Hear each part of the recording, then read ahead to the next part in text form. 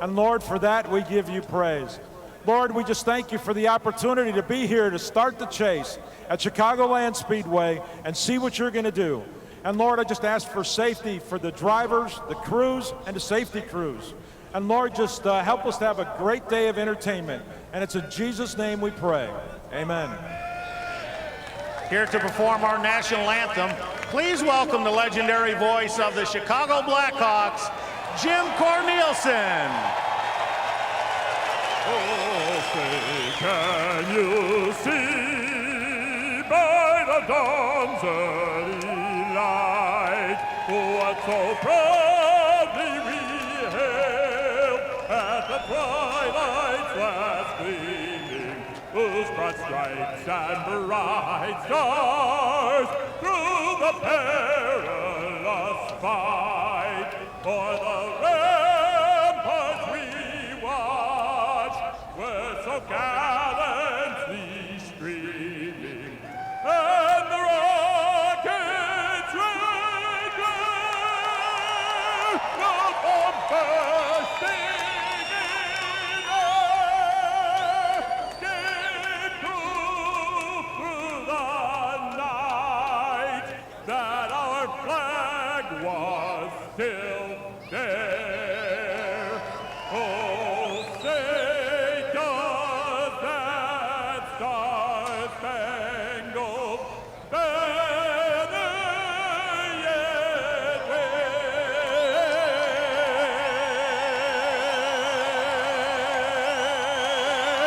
for the land of the free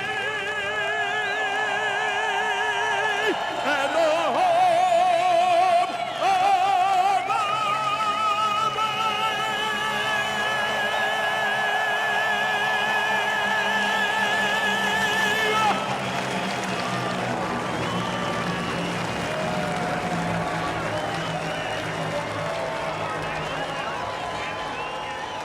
And that is the way you get ready for the first race of the playoffs. Drivers climbing into their cars. The command is next.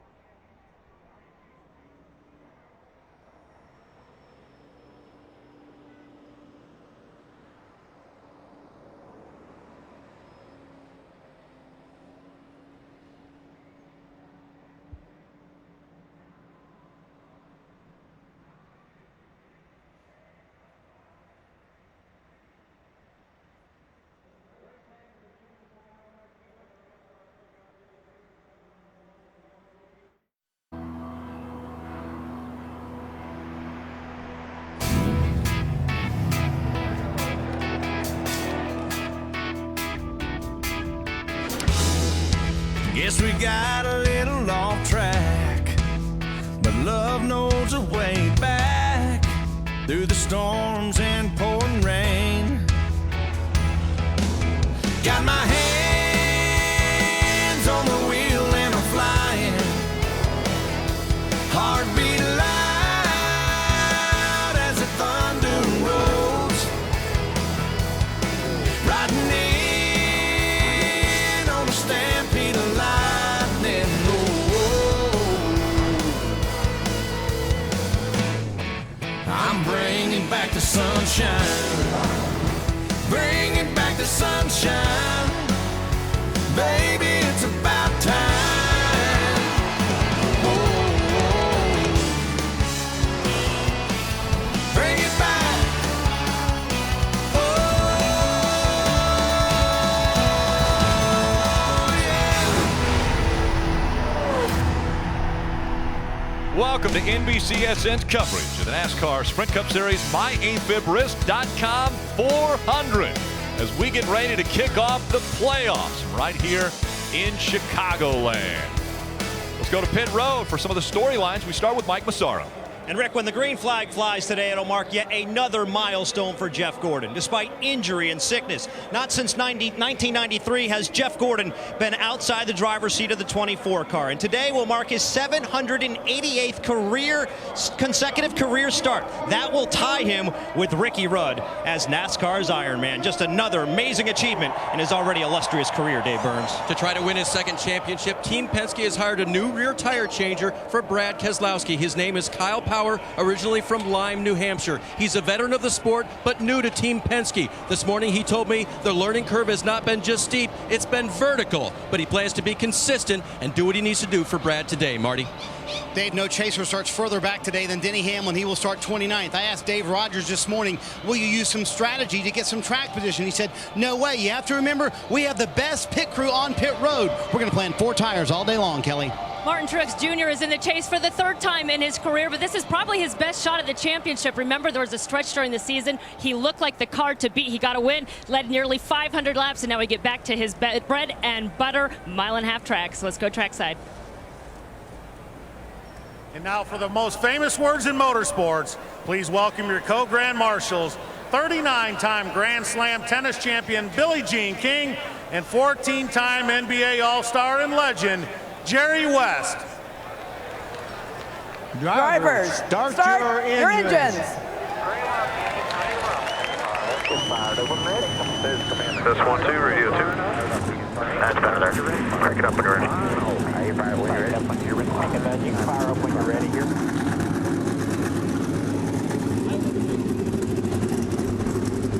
A lot of championships there between Billie Jean King and Jerry West. Who will win a championship? The first race of the chase starts next. Hi, I'm Jerry West, and I'm proud to be a Grand Marshal of the MyAFibRisk.com 400. Alongside my friend Billie Jean King, we've come from the world of basketball and tennis to today's race with an important health message. Both of us live with an irregular heartbeat called atrial fibrillation, or AFib, which puts us at an increased risk for strokes. That's why we partnered with Janssen Pharmaceuticals to encourage people with AFib to visit MyAFibRisk.com and calculate their stroke risk. It's quick and easy, and for each stroke risk calculated, Janssen will make a donation to nonprofit organization Mended Hearts. Thank you and enjoy the race.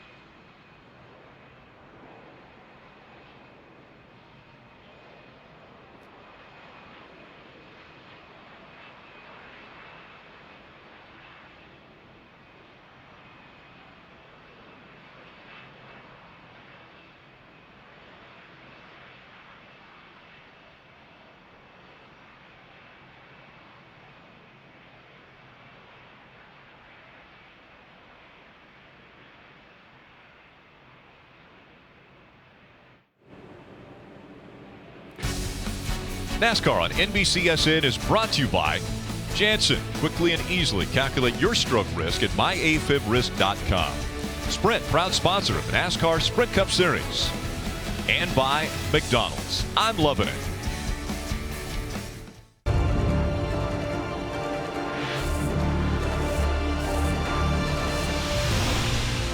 Add his name to the list of Brickyard 400 winners. Joey Logano tries to hang on. He will. He wins at Bristol.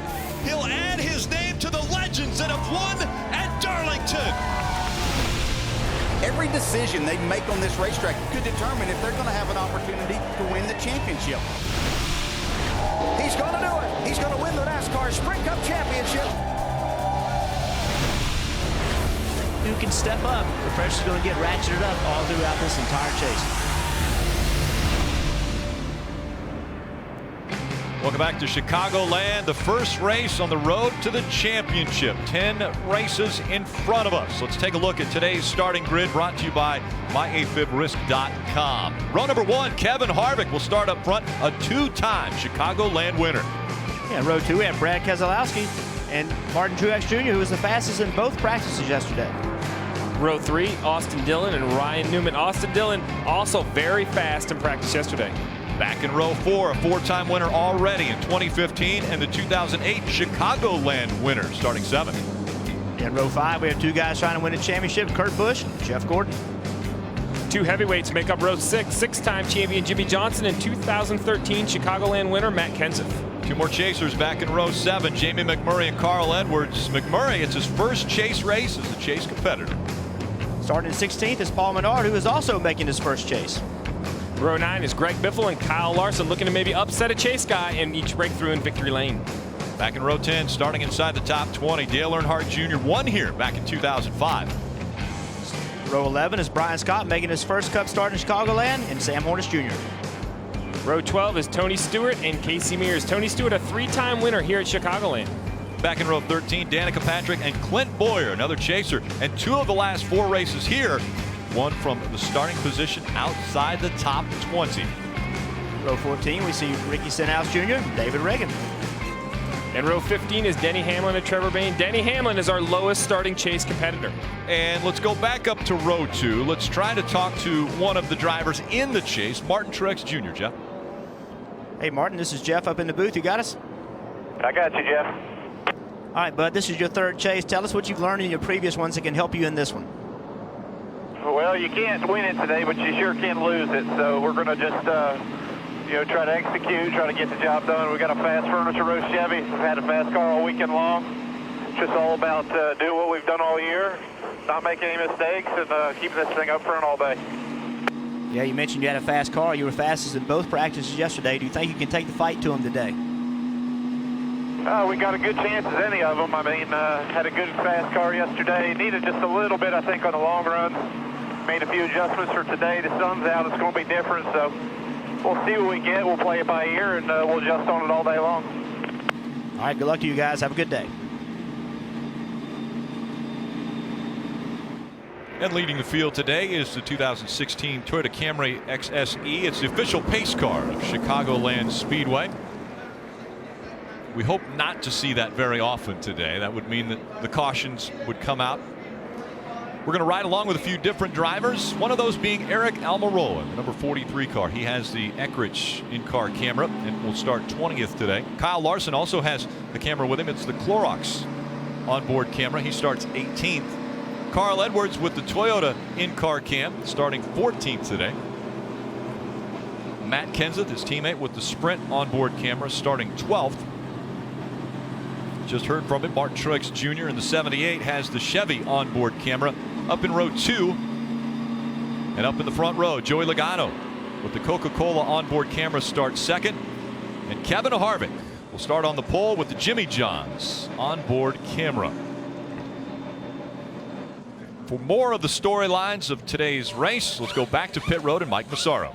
Rick, this morning I had a conversation with Kurt Busch's crew chief, Tony Gibson. He said his attitude toward the playoffs are simple. He wants to fly under the radar with his team. They want to keep the focus off them. However, being a playoff team, the focus will be on them. His attitude and his approach, however, is conservative. He said, look, not every day is going to be a good day, but we need to make the most of those days that don't go our way. We're going to have a good day this afternoon and get off to a good start. That is pivotal as we make our move toward winning this chase at Homestead and giving Kurt Busch his second title. Dave Burns? Mike, Jimmie Johnson has not won a race in Sprint Cup since May, so some wondered, have they come to the chase ready to go? Well, I think the 48 team has answered that question this weekend. In final practice, they had the fastest 10-lap and 15-lap averages, and Jimmy told me this morning in pre-race how a recent Kansas test have set them up to do well here at Chicagoland, a track at which he's not yet won. Marty Snyder? Well, Dave, it's hard to believe that Kyle Busch has never won a chase race while being a chase participant. When he was asked about that earlier this week, he said, yeah, there's no doubt. We've been better in the regular season than we have been in the playoffs, but that's something I plan on putting to rest in the 2015 playoffs, and that may come today. Yesterday, especially in the first practice, Kyle Busch had one of the best long-run cars. Kyle feels very confident about his chances to put it in victory lane today. He starts 7th. Kelly? Marty, Ryan Newman has pointed his way into the chase for the second straight year. Last year, he made it all the way to the championship race at Homestead without a win. When asked about his strategy this time around, he said, hey, last year, we were going for the win every time. It didn't quite work out, and we still nearly won the championship. So this time, we're doing the exact same thing. We're going in with the mindset of going for those wins. Today, Ryan Newman will start 6th. Thank you, Kelly. A gorgeous afternoon here in Joliet, Illinois, which gives us beautiful sunshine over this racetrack, and today's aerial coverage provided by our partners at Smithfield Foods. Want to take a closer look at Chicagoland Speedway with today's track facts presented by GE. A 1.5-mile racetrack. The banking in the turns 18 degrees. In the tri-oval it's 11 degrees, and down the backstretch just 5 degrees of banking. The front stretch and back stretch have a difference of 700 feet. The front stretch 2,400 feet, the back stretch 1,700. Want to look at today's Sunoco fuel strategy. 267 laps, just over 400 miles at pit road speed at 45 miles per hour. Very important that they don't make a mistake getting onto pit road or getting off pit road. And that fuel window, 56 to 60 laps, Steve. Yeah, that fuel window will definitely come into play today. These guys will try to stretch the fuel to get to the finish of the race. But in the middle of the race, these tires are going to slow down. The groove is going to widen out. These crew chiefs can play that strategy, come to pit road a little early, perhaps gain some lap time and an advantage on your competitor. The difference with the playoffs in NASCAR and all other sports, it's not just the playoff teams that are on the field or track. All 43 drivers have an opportunity to win this race here at Chicagoland Speedway. But we'll focus on the 16 that have a chance at moving into the next round and on to have a shot at the championship at season's end. 10 races make up the chase, and the first one about to get underway in NASCAR's playoffs from Chicagoland Speedway. Kevin Harvick, Joey Logano, green flag in the air, we're underway.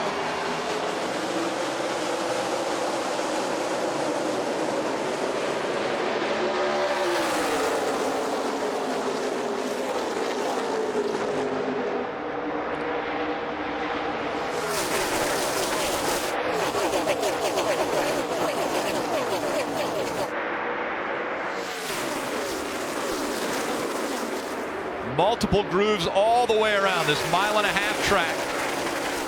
Different lines you can run. Everyone's searching for the fastest line. Kevin Harvick out front, 3 wide as they cross the stripe, fighting for that 6th spot. You can see already how they fanned out. They're using the apron on the front straightaway. This racetrack has a lot of grooves. Some guys are going to want on the bottom, some are going to run the top, and it's going to change all day long. Drivers that are in the chase will have a yellow bar underneath their names as they scroll across the top of the screen. Jamie McMurray choosing that high line early, and around goes the 47, and Denny Hamlin also involved. A.J. Allmendinger, Denny Hamlin bringing out the first caution. We talked about it at the top of the show where Denny Hamlin started. He started towards the back of the field. He worked his way up to 23rd, but when you put yourself behind like that, he didn't look like he had anything to do with the initial spin. It looked like it was A.J. Allmendinger who got sideways, but it's very hard, Jeff, for everybody to get slowed down. Fortunately for Denny Hamlin, it doesn't look like any damage. Yeah, he's going to go ahead and pit. No, actually, he's not going to pit. But yeah, I don't think they hit anything. I think the big danger here is you got to start in the back. You got to start in the back of the pack anyway. I'm not sure I wouldn't have gone ahead and pit versus riding around here and putting 4 tires trying and maybe tear their fenders up. I think the wiser move would have just been to hit pit road. I completely agree, Jeff. I think he needed to be on pit road because now we talked about this. There's no damage, but this is a big risk right here riding around on flat tires. Let's take a look at what happened. This is lap 2. Denny Hamlin down low on the track.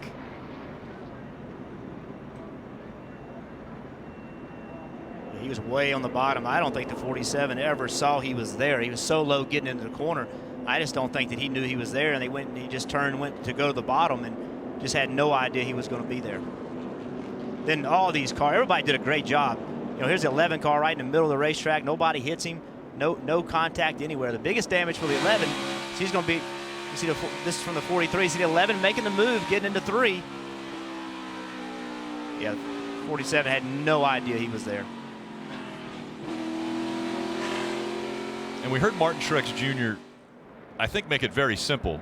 You can't win the championship today, but you definitely can lose it. Denny Hamlin aggressive on lap 2, trying to make a pass.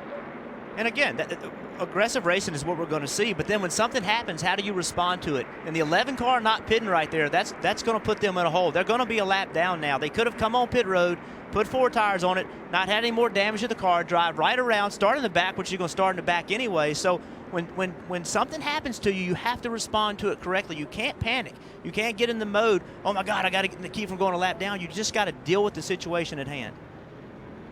And by that, the pit road was closed when he was initially there, but you say take the penalty of being on pit road, getting the tires changed, and not doing any more damage to your car. Well, the penalty is the tail end of the longest line. And he's going to pit, and he's going to be at the end of the longest line anyway. So there really was no penalty if they would have come in and pitted. Instead, he had to drive around really slow to keep from messing the car up, and now he is a lap down.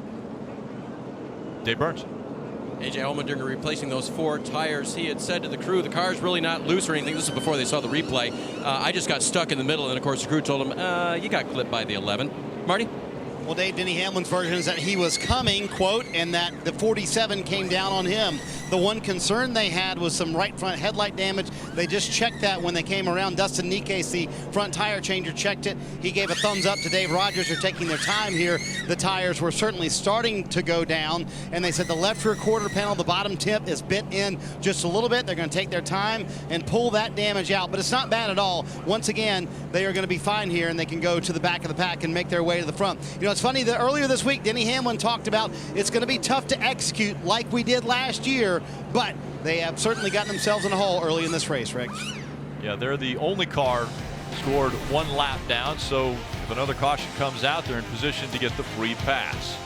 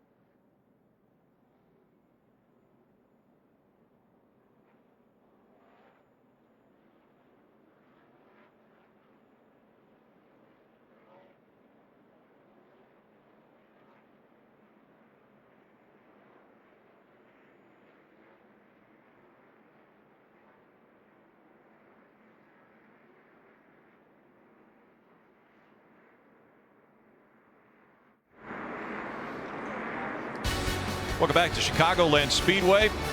Restarts have been a very hot topic since Richmond from last week. We're about ready to have our first restart from here at Chicagoland Speedway. Out in front, Kevin Harvick, Joey Logano. Harvick again choosing the inside line. Joey Logano on the outside. Row 2, Martin Truex Jr., Ryan Newman, Austin Dillon, Brad Keselowski making up row 3. in the restart zone. Back underway at Chicago.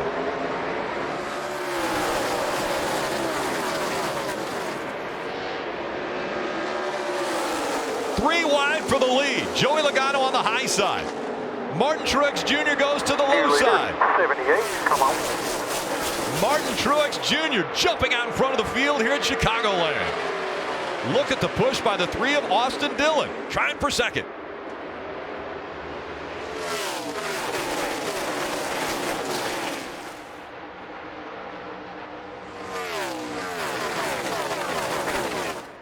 We've wondered who will be the next first-time winner in the Sprint Cup Series. Today it looks like Austin Dillon wants to put his name on that list. Yeah, and what we're seeing right here isn't really a surprise from what we've seen all weekend. This 3-car consistently fast, 1 lap, 5 lap, 10 lap averages. They've really had good speed the entire weekend. Right on the bottom of the racetrack. Through turns 3 and 4. Martin Truex Jr. has a little over 7/10 of a second lead. 3 and 4 wide as they go into turn number 1. On the bottom of that, the guy on the apron was Jimmy Johnson, that 48 car. That's another car we continued to hear about in the garage area all weekend long. A team in Hendrick Motorsports that had searching for speed, a little off, it seemed like all summer long, but when the chase came around, the 48 definitely looked more competitive this weekend, Jeff. Oh, without a doubt. He was very fast in practice and really good on long runs. On long runs, he didn't necessarily have the fastest car taken off, but on long runs, he was really quick. So it's going to be interesting to see at this racetrack with the tires that wear out, the rough racetrack. We're going to see who's good on short runs and who's good on long runs. You may have to get a restart late, leading the race with a car that won't go on a short run, and that could hurt you, or the other way around. Is it surprising, either of you, that on lap 10 we're already fighting 3 and 4 wide for positions here at Chicagoland? I don't think so at all. I think when you talk about coming to the playoffs and stepping up your game and being aggressive, this is what you have to do. These guys understand where their cars are. They understand the window of opportunity, but look around. They're all yellow spoilers. The chase cars are denoted with that yellow splitter and that yellow spoiler, and that's what you all see at the front of the pack. You have to go. You have to be aggressive. Other than maybe Austin Dillon and Casey Kane, chase cars make up the top 12. Impressive runs for Austin Dillon, who's running second. Jimmy Johnson trying to take a position away from Brad Keselowski. That's for 8th. He makes the pass. Jeff Gordon in his final season, just behind Brad Keselowski. Still looking for his first win of 2015. And add to his championship list with this start.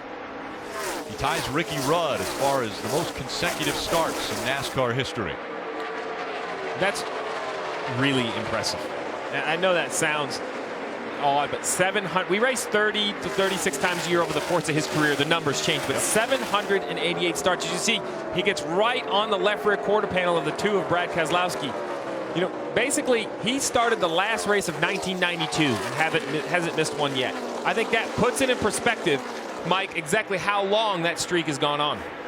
Yeah, it's gone on a long time. You know, I had an interesting conversation with your predecessor this morning. That would be Ray Evernham about Jeff Gordon when he was young and what he went through to achieve this Iron Man status, so to speak. He told me stories about how he would get out of the car on occasion, a race at Watkins Glen with a bloody shifter hand, but he's made it through that race and won. He said there was another race in Sonoma where he had the flu. He had absolutely no voice. They could only key the radio system in code.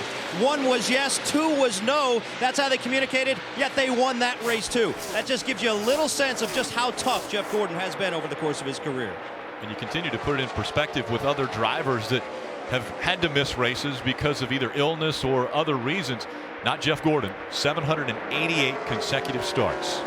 We heard Martin Truex talk before the start of the race that he thought he needed a little bit of help on a long run, and this is what we talked about a little while ago. You see Austin Dillon making a move to the bottom for the lead, and then behind them is Kevin Harvick, who's moved up to his patented high line right against the wall, and he is coming in a hurry. He's been 3 to 4 tenths a lap quicker than the guys in front of him. 3 to 4 tenths a lap to the guy running in the lead. That is an unbelievable amount of speed. And you saw how quick the momentum changed. The 3 of Austin Dillon went to the bottom, tried to pass Martin Truex Jr.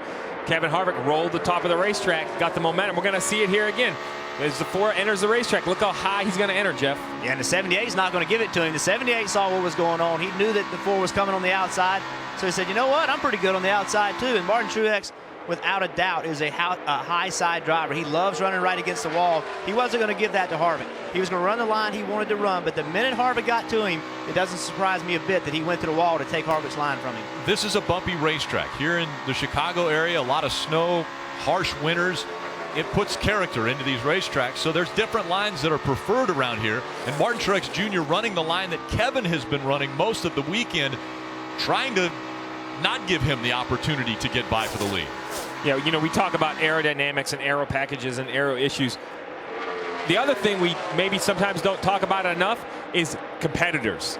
Competitors make the aerodynamic issues worse because they're looking for any advantage they can be. So, you know, if you are working a line like Kevin Harvick was, right here we see the 41 working the top of the racetrack. That's making it more difficult for Ryan Newman, who was also better on top of the racetrack. So, you know, we talk about passes and how hard they are sometimes to complete. It's not always this magical aerodynamic push. It's what lane are you better in, and if the guy in front of you runs it, you have to go to somewhere where you're not as good. Yeah, and Martin just stalled the 4. I mean, he just completely stalled him out. The 4 had this huge run coming.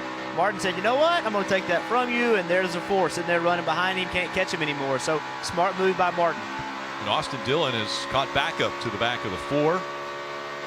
Dillon running 3rd in the famed number 3 for Richard Childress Racing. Look at Austin running the bottom. He's going to gain on him getting into the corner. When you run the bottom, you're able to drive in the corner a little bit deeper. Typically the outside, you're able to drive away on the straight. You're able to gain a little bit of speed on the straight. You can see Austin kept up with the 4 car. Now they're both trying to run the bottom. Again, Harvick saw the 3 on the bottom. So Harvick said, you know what, I'm going to take your line away from you, and I'm going to slow you down. There's your top 3. Martin Truex Jr., Kevin Harvick, Austin Dillon running 1, 2, 3. There's an art to driving a race car. It's not all just about making the car go fast around the racetrack. There's things you do based on the cars that are around you. And the best drivers change what they're doing because of what's going on around them. And that's what you see going on right here with the 4 and the 78. 4 able to pull up almost to the rear quarter panel of Martin Truex Jr. As soon as they get through the front stretch, there's 3 car lengths that separate the 2, both going the high line again. Austin Dillon running through the center of the track now. And just when you're on board and you listen to how soon Kevin Harvick gets in the throttle going through the top of the corner. When we ride with these cars, okay, you hear he's out of the gas running the bottom, working the throttle. Now if we go inside down in 1 and 2 again, we'll listen to how much sooner they pick up the gas when they run against the wall at the top of the racetrack. It's amazing how early you can pick up the throttle when you run the top.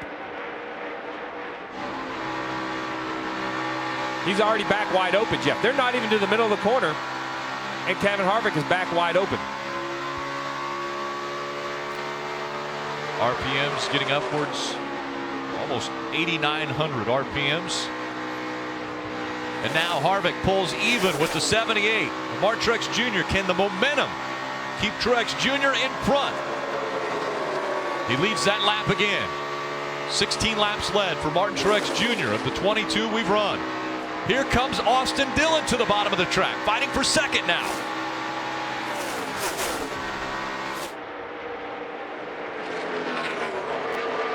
And now this is bad for Denny Hamlin, because as the race leader, Martin Truex Jr. goes by some of the slower cars and puts them a lap down. That puts Denny Hamlin not in the premier spot to get the free pass. So Denny Hamlin's issues early could dig him into a deeper hole. Martin Truex Jr. out in front. His 3rd chase.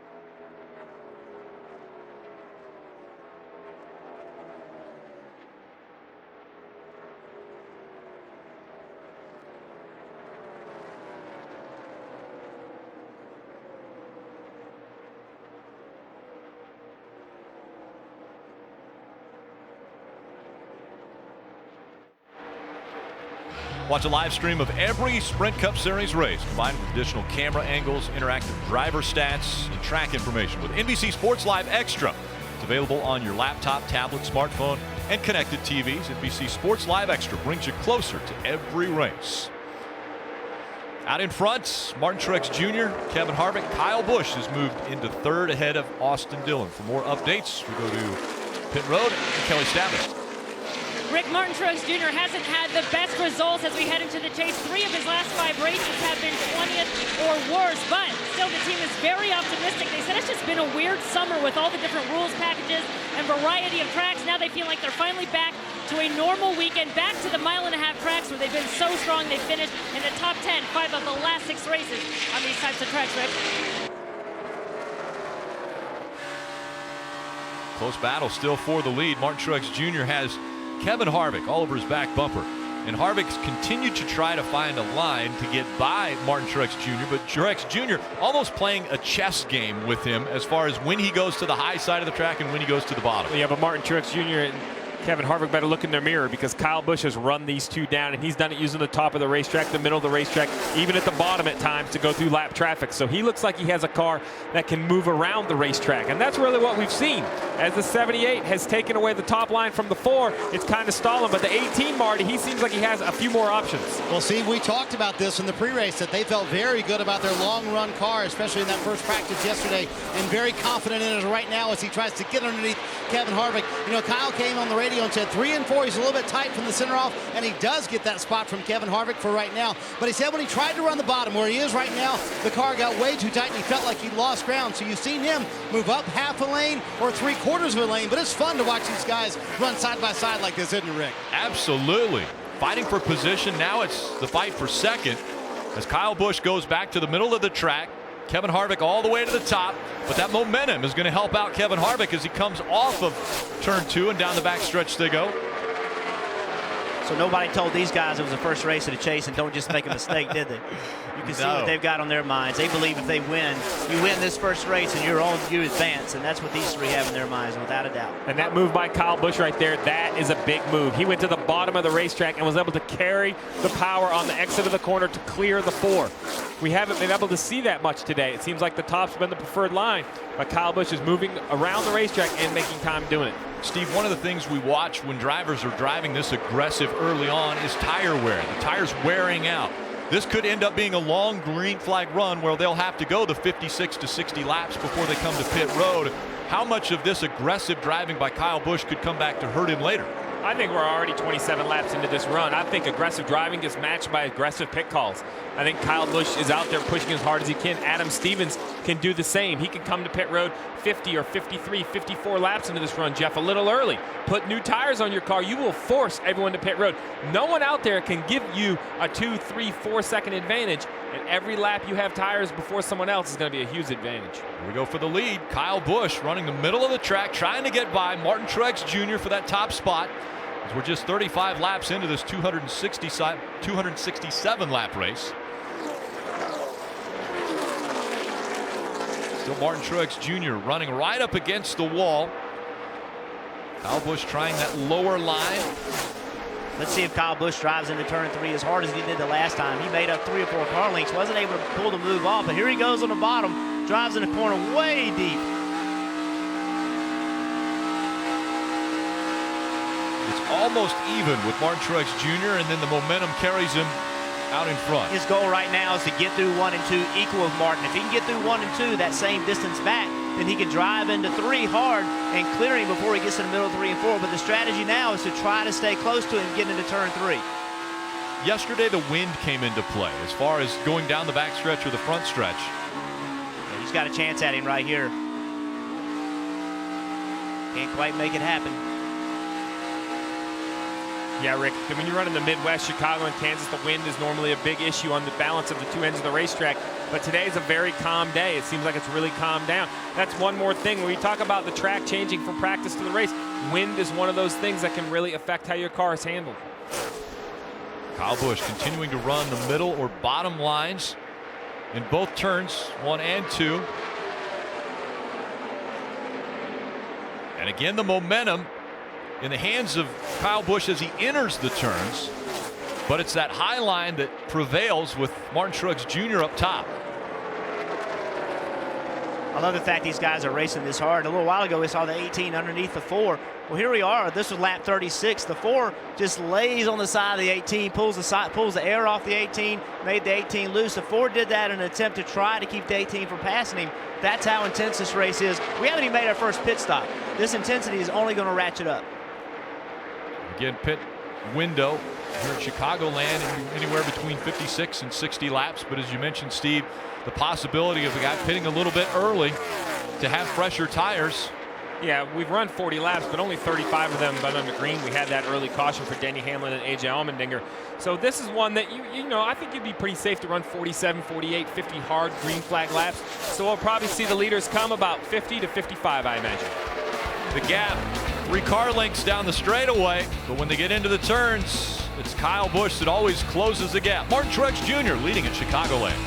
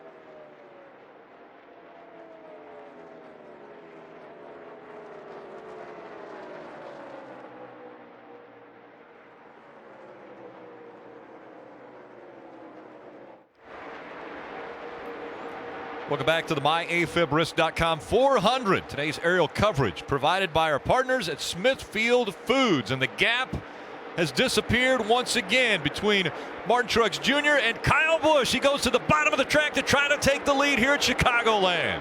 This is the slide job that Jeff Burton talked about earlier. He's going to try to slide up in front of the 51. And that's what he's done. That's how you have to do it. Get your momentum, drive down into the corner very hard, and then slide up in front of the 78. Now Kyle Busch controls the line.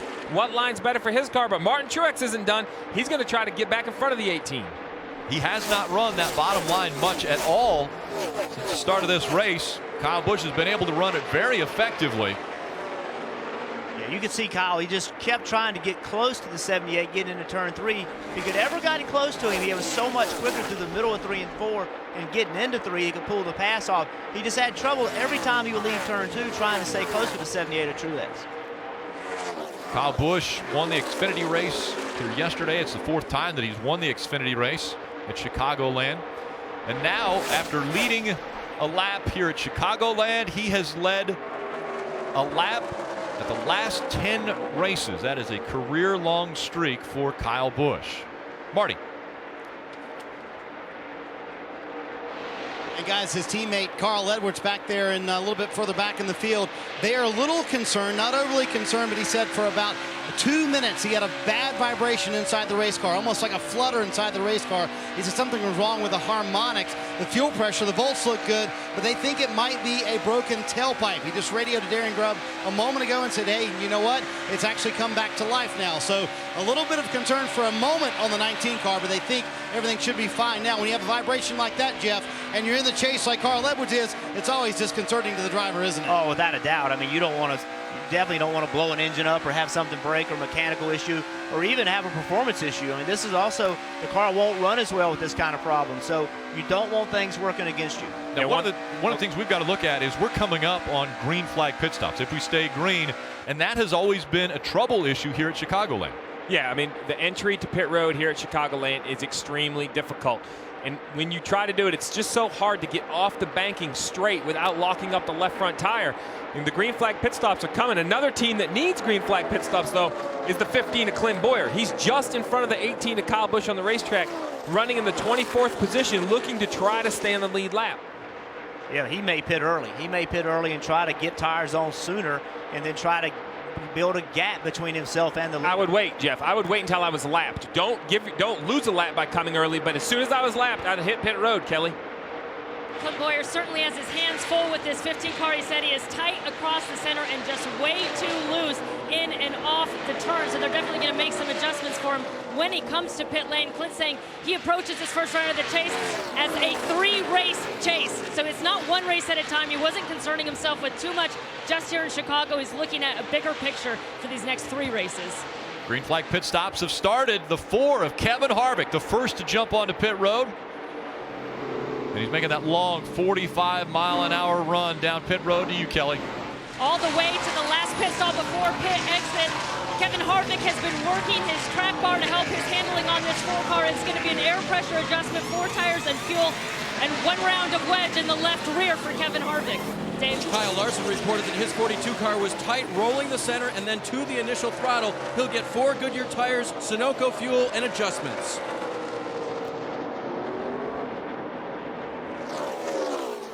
Kurt Busch coming down pit road as well. His car started off a little bit on the loose side, but then went to the tight side. They're going to make a 4-tire change, and a good one, too, for the 41.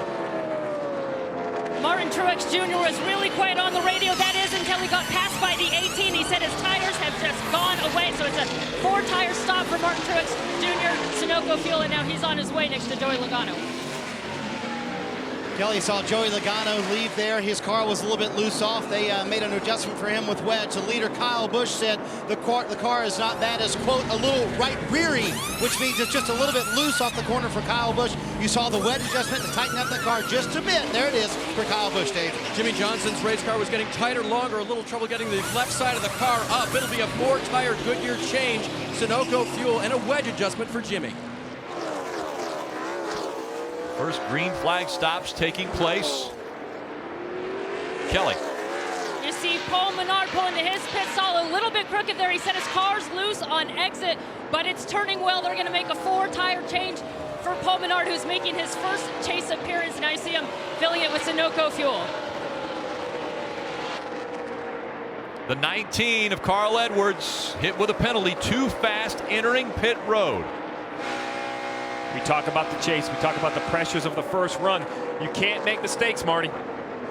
And that penalty for Carl Edwards was section 3 for those guys. For Denny Hamlin, he said his car was very tight, especially over the bumps in 3 and 4. You saw that wedge adjustment on both sides to loosen up that race car for Denny Hamlin, who, remember, went a lap down after that spin on the first couple laps of the race.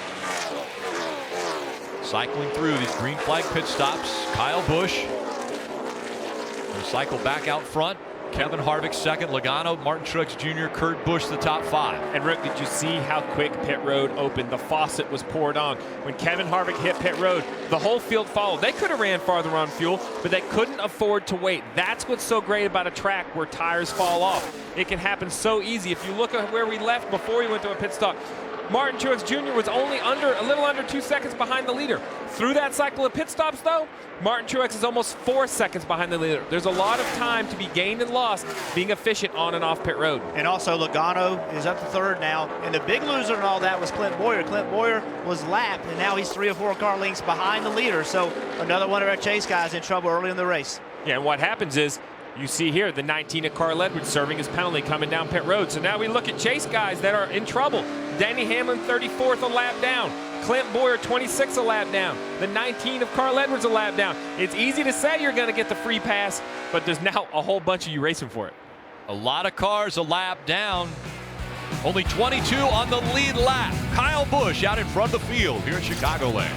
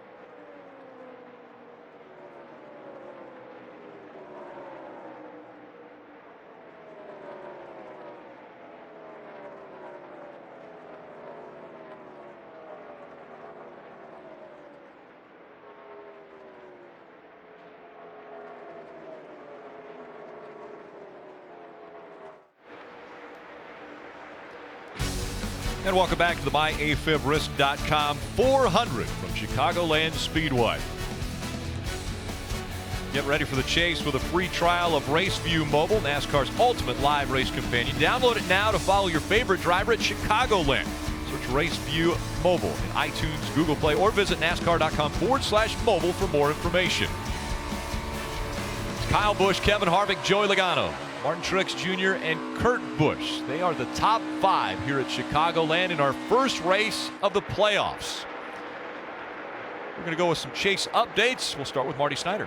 And how about Kyle Busch up front all afternoon long? And it was funny because when I talked to Adam Stevens this morning, he said they were so good in that first practice. And every time they tuned on it in practice yesterday, they kept going the wrong way. So the answer this morning, go back to what they had in the first practice yesterday. Clearly it works. Clearly it's very good. Kyle Busch out front with ease at this point, and he had to work to get that lead, Kelly. The defending champion, Kevin Harvick, running second. He and crew chief Rodney Childers actually feel better about their position this year entering the chase versus last year. Rodney's saying, I feel like we're more prepared this year than last year. We're in better shape with our cars and our personnel. It's just a matter of this group being together now for an entire year. He said everyone knows each other better. The atmosphere is better, and they feel like they can get through these first 2 rounds without a win, just going about their business, Marty. Kelly, Joey Logano in the 3rd position. He was a Final Four participant last year. Would love to put himself there in 2015. On that first run, the car was a little bit too tight for Logano, loose off rather for Logano. So he went down 3 counts of track bar inside the race car. An adjustment the drivers can make, and he did it on that first run, Kelly. Martin Truex Jr. now running 4th. He is his crew chief, Cole Pearns, first time in the chase as a crew chief, and they've really been optimistic heading into this. He said our strategy is just not to take ourselves out of it. This first round, we really just need to be consistent and not beat ourselves. Sure, the atmosphere is a little bit ramped up. We're just making sure we dot every I, cross every T, and they feel good for these first 2 rounds of the chase, Mike.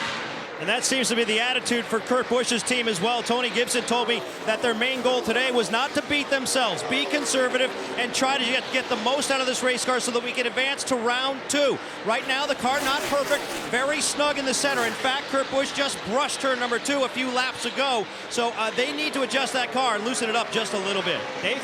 Mike, Chad Knaus, crew chief for Jimmy Johnson, acknowledged to me this morning that he's glad to be back in the chase, a comfort zone where they've had so much success, and going to racetracks where they've been very, very good. But he also pointed to Richmond last week, not typically a strong suit for them, and they ran well. More optimism, Mike. Yeah, and some optimism in the 24 camp today, and that's something we haven't seen much of the summer because they had been just chasing speed week after week. Alan Gustafson told me, though, this weekend has gone very smooth. They found some speed that they didn't have midsummer. They're not quite where they need to be yet, but he feels like they've got a top 5 car. The only thing balance-wise that Jeff Gordon's concerned with right now is the car is too loose. Kelly? Ryan Newman now running 9th. He's had a pretty relaxed attitude entering this chase. He said the main thing is just to go out there and enjoy it. He pointed to Jeff Gordon as one of the guys who's been doing that. He said, look, there are 30-plus guys out there who want to be in our position. We have a great opportunity, and now we need to take advantage of it. Ryan Newman early in this race, too tight into the turn 3 across the bumps, but he's been working his track bar, Dave. The leader of Junior Nation has been marching to the front all afternoon long. He started 19th today, but he was 10th when they began pitting. He said his car was just a little bit tight in the center of the corner on the bottom, and since then he said the front's a little bit worse. But he's been going the right direction, and Greg Ives will continue to tune on that race car. Another Paul chaser. Menard, yeah, Paul Menard trying to stay on the lead lap, but Kyle Busch is not going to have it.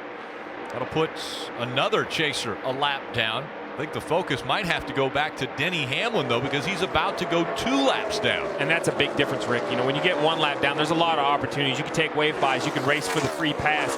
You can battle back from 1 lap down. But when you get to 2 laps down, you get into this quicksand. The harder you fight, the farther you sink. You have to start being maybe overly aggressive. Really gamble staying on the racetrack to try to get a wave by. So as you see Kevin Harvick also passing Paul Menard right here, we already have 4 playoff contenders down a lap. Let's continue on our chase updates. We go back to Mike. And we'll start with Matt Kenseth, who's right now running 12th, but he's got a handful of a race car. Just before that last pit stop, he said he feels like he had a ton of nose weight, no front grip. They made adjustments, but it doesn't appear it's made much of a difference. Kenseth radioed in recently saying it doesn't turn off the wall. It's loose on exit, not any better. And he used the word plowing. Dave? Quoting the 2012 champion, I'm pretty miserable here, Paul. Nothing is working. For Brad Keselowski in the white number 2, the front end has not been working. It's been numb in the middle of the corners. And since the stop, he is very, very loose. Disconnected corners, he says. It's been a tough afternoon for Brad, Mike. Meanwhile, Jamie McMurray, one of the Cinderellas, so to speak, in this chase, making his first chase appearance. Spoke with his crew chief, Matt McCall, this morning, and he said he could sense that there was a relief of pressure for Jamie, finally making the chase, and he feels like, to a degree, he's racing with house money. He's got nothing to lose, everything to gain. Right now, though, his car, not perfect, still pretty loose. They're going to make some adjustments as this race goes on, Kelly. Paul Menard in that 27, who's now a lap down. They have no top 10s on 1.5-mile tracks this year, so maybe that's not a big surprise. His crew chief, Justin Alexander, told me of these next 3 races, this first round of the chase, this is probably our weakest of the first round tracks. We're not terrible by any means, but we'll get better as the round moves on, and they're really looking forward to Dover, which they feel like is their best of these first 3, and that is an elimination round. And Clint Bowyer in that 15 car also now off the lead lap.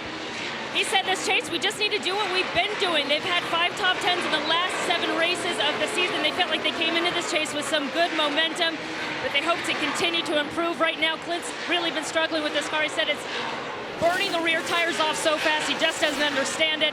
Clint Bowyer struggling in that 15, Marty. Kelly Chaser Carl Edwards is back in the 27th position, and for much of this run they've been trying to diagnose exactly where the speeding penalty came from when he was on pit road. Darian Grubb told him moments ago you were 0.1 mile an hour over the speed limit. Now keep in mind NASCAR does give you 5 mile an hour as a grace, and that was in section 3 for Carl Edwards. So he said, well, I'm just going to have to back down my speed on the next stop because I was right on the numbers I should be on, so they're struggling a lap down. His teammate Denny Hamlin, when he took off from the beginning of this run, thought he had a loose wheel. They checked with all the tire changers and said, nope, we got all the wheels tight. So he has stayed out there struggling with a tight race car as well, especially through those bumps in 3 and 4. Hamlin's been concerned now is that he is only 1 car from going down 2 laps. And as you guys mentioned, that would be huge if he lost another lap. A big concern. This has been a 70-lap green flag run. Kyle Busch out in front of the field at Chicagoland.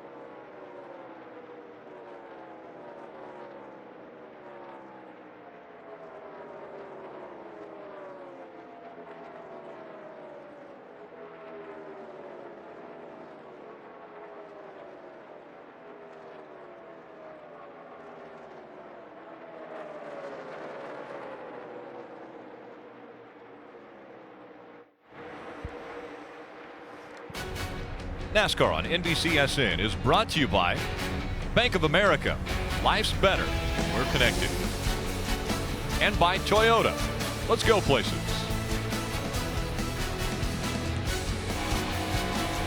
Get the ultimate pass to every moment of today's NASCAR Sprint Cup Series race with Race Buddy. Ride along with different drivers through multiple HD feeds and follow the race action with a live leaderboard. Tune in at NASCAR.com/Race Buddy.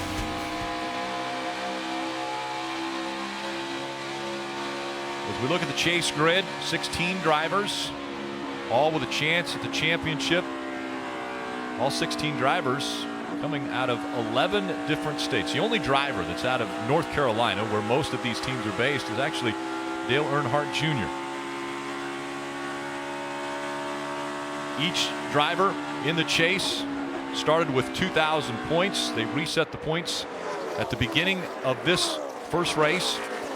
And drivers that had won coming into this race, one of the 26 races, got 3 bonus points for each win. This is the only round where those bonus points will advance before they reset the points as we go into the second and third rounds.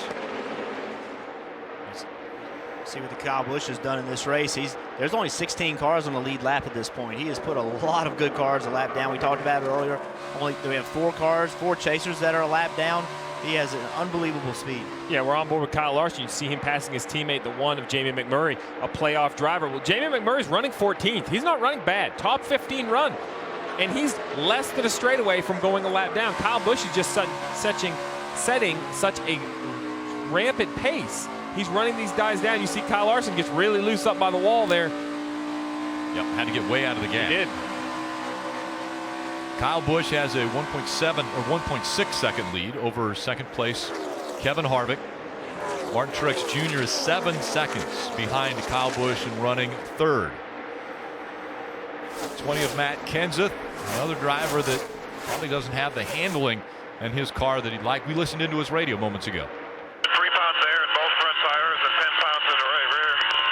It's, man, I can't get to do anything. Zero steering wheel torque. About 4 numbers loose into turn 3. 6 numbers tight in the middle. 4 numbers loose off. 3 numbers loose into turn 1. At least 6 numbers tight in the center. Then I get a drive push, and then I'm 5 numbers loose off. That's a lot of bad numbers in the wrong direction. What he's describing there is he's using a scale, 1 to 10 scale, and he's using entry, middle, and exit. And that's the biggest concern, is that the entry, the middle, and the exit are completely different. But as we're riding on board here with Matt Kenseth, the 41 of pit road's on pit road, Mike. Yeah, 41's on pit road. They're going to try to fix him up. As we mentioned earlier, he's been extremely tight, even brushed the wall in turn number 2. They're going to make a wedge adjustment and a 4-tire change, just trying to free him up a little bit. Right now, Kurt not happy with the car he's driving. That seems really early to be on pit road, but perhaps Tony Gibson, if Kurt didn't think he had an issue, maybe Tony Gibson thinks the inevitable's coming. He wants to come and get tires. I'm not exactly sure, but without a doubt, these new tires, he'll be very fast when he gets on the racetrack. 36 laps from the last time he was on pit road until now, and we see Kurt Busch in some heavy, or excuse me, Kyle Busch in some heavy traffic. Oh, there's some very heavy traffic. That's the last thing you want to see. Just catching the guy so quick. He got to the middle of 3 and 4, and 62 of Hill was there, and he just had nowhere to go. So that was tight. That is not the trouble. That's not the kind of thing you want to have. You're sitting there leading the race, you're thinking everything's cool, and all of a sudden you're getting a wreck. That is, again, all these teams they do not want mistakes. They don't want to build themselves a hole they got to dig out of for the next 2 races. Mike, what was going on with the 41? Well, Steve was right. That was an unscheduled pit stop. A right rear tire was going down, so they had to come down pit road much earlier than they expected. But obviously, it was an adjustment time that Kurt was welcome because he had a handful of a race car at that particular point in time. Yeah, thanks, Mike. That did seem very early, but you never know how aggressive these crew chiefs are going to be. What can work for Kurt Busch, though, is if the caution doesn't come out and the leaders have to pit under green, he's actually going to gain a tremendous amount of time on the leaders. Even though it's a negative to come to pit road early, those new tires are definitely going to help him out. And once again, Kyle Busch coming up on one of his fellow Chase competitors, about to put Jamie McMurray a lap down.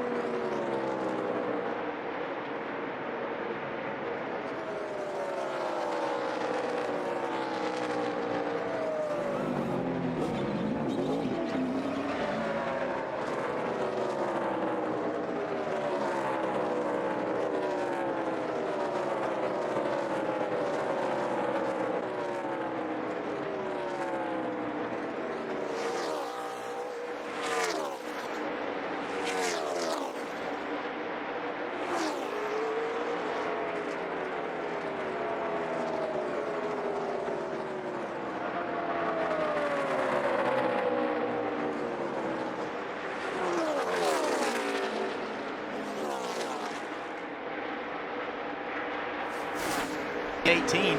Looked like for a while he was going to go his second lap down, but he was able to keep position. We talk about fast cars and what opportunity they present to you. Kyle Busch, there was no stress, no reason to come early. Kyle Busch chose to run in the second half of that pit cycle. Dave Rogers called him to pit road as one of the last cars to pit. Normally we would talk about the time you give up, but he had a 3.5-second lead over Kevin Harvick. Staying on the racetrack cost him time. He has a 2.5-second lead, but it's still the lead. You want to be nice and conservative. Don't take a chance of losing a lap. Kelly, Kevin Harvick also came down pit road. He was one of the first to be on pit road. What'd they do? Kevin Harvick had told his crew chief Rodney Childers that his takeoff was bad. He couldn't turn through the center. He said the 4 was incredibly tight and just getting tighter, so they went back on some adjustments they made on his first time down pit road to help him. He said it was just worse everywhere. And also, Martin Truex Jr., we saw him finishing up his pit stop as we came back from break. Well, he said he just had to nurse his car around at the end of that run. He said, it doesn't matter where I run right now, I can't find any grip. His tires were just going away. They made an air pressure adjustment to try to help out Martin Truex in that 78. Who this caution really helped Rick, probably the most of anyone, is this guy, Kurt Busch. He came to pit road early. Mike reported they had a flat right rear tire. Tony Gibson had to bring him to pit road. And while guys are going past him because he's on older tires, you see Paul Menard working past him, Jeff Gordon working past him. That's not Kurt Busch's concern. Kurt is currently in the 4th position, solidly on the lead lap. He wants to run 15 or 20 more laps, then get a caution, reset the field, allowing him to get on the same tires as the leaders. Same tire cycle we had mentioned where Kurt Busch came about 36 laps into his run because of thinking that he had a tire going down. The 19 of Carl Edwards, he also came to pit road at lap 52. He's staying out on the racetrack hoping for a caution to come out so that he can stay on the lead lap. Right now 14 cars on the lead lap. The last one on the lead lap is Matt Kenseth. And Kenseth, this pit stop round also had to help Matt Kenseth. He pitted a little bit earlier than the 18 did, which allowed him to put new tires on sooner, so he has more gap between him and the 18, giving him a little bit of cushion before he gets lapped.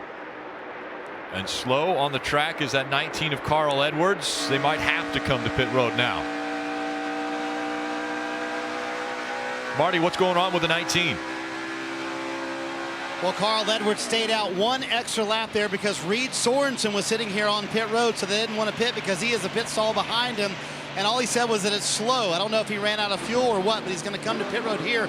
Clearly, they stretched the window as far as they could in terms of how the car was handling for Carl Edwards. He was too tight in the middle, too loose off the corner. Remember we talked about that problem earlier in the race. They thought they might have had a broken tailpipe. He said it's starting to backfire going into turn 1. He brought that up as a little bit of concern, and he coasted in here to his pit stall, and yes, it is not running for Carl Edwards, so not good for this team.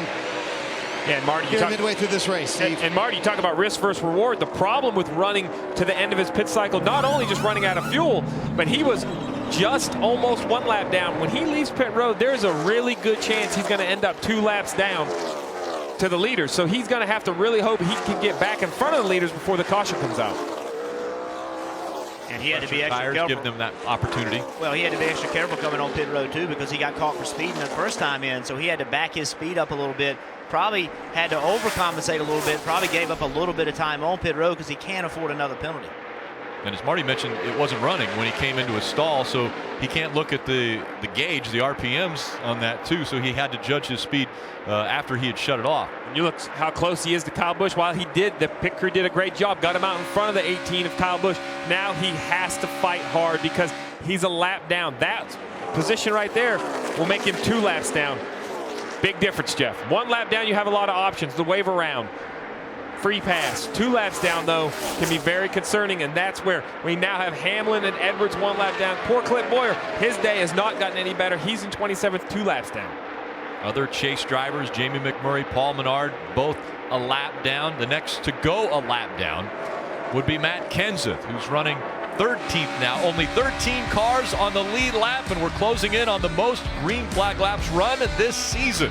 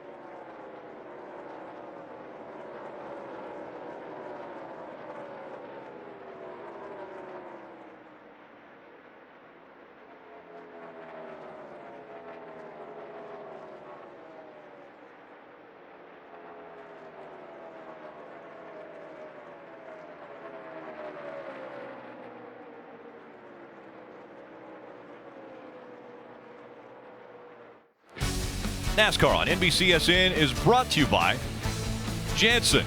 Quickly and easily calculate your stroke risk at myafib.risk.com. And by Sprint, proud sponsor of the NASCAR Sprint Cup Series. Let's take a look at our Toyota driver update. Kyle Busch out front, Matt Kenseth, his teammate, running 13th. David Reagan, Michael Waltrip Racing is 15th. Denny Hamlin, Carl Edwards, Clint Bowyer, all outside the top 20. And that's because the blistering pace that Kyle Busch has been setting in this race. We have had now 113 green flag consecutive laps. That's the most this season, and we're closing in on the most ever at this track. 118 green flag laps consecutively run is the record here at Chicago. Yeah, and I think if coming into this race, if we would have just put that stat up 2 weeks ago and said this first race, Kyle Busch will be dominating, but the next Toyota will be running 13th, I don't think we would have believed that. We've seen so much speed out of Joe Gibbs' cars. We've also seen speed out of Clint Bowyer's car. Today they don't have it. They don't seem to have the speed, and they've also had issues. So combination of not as fast as they need to be, with the exception of this 18 car, and also not having good luck, making some mistakes, they're finding themselves in a hole.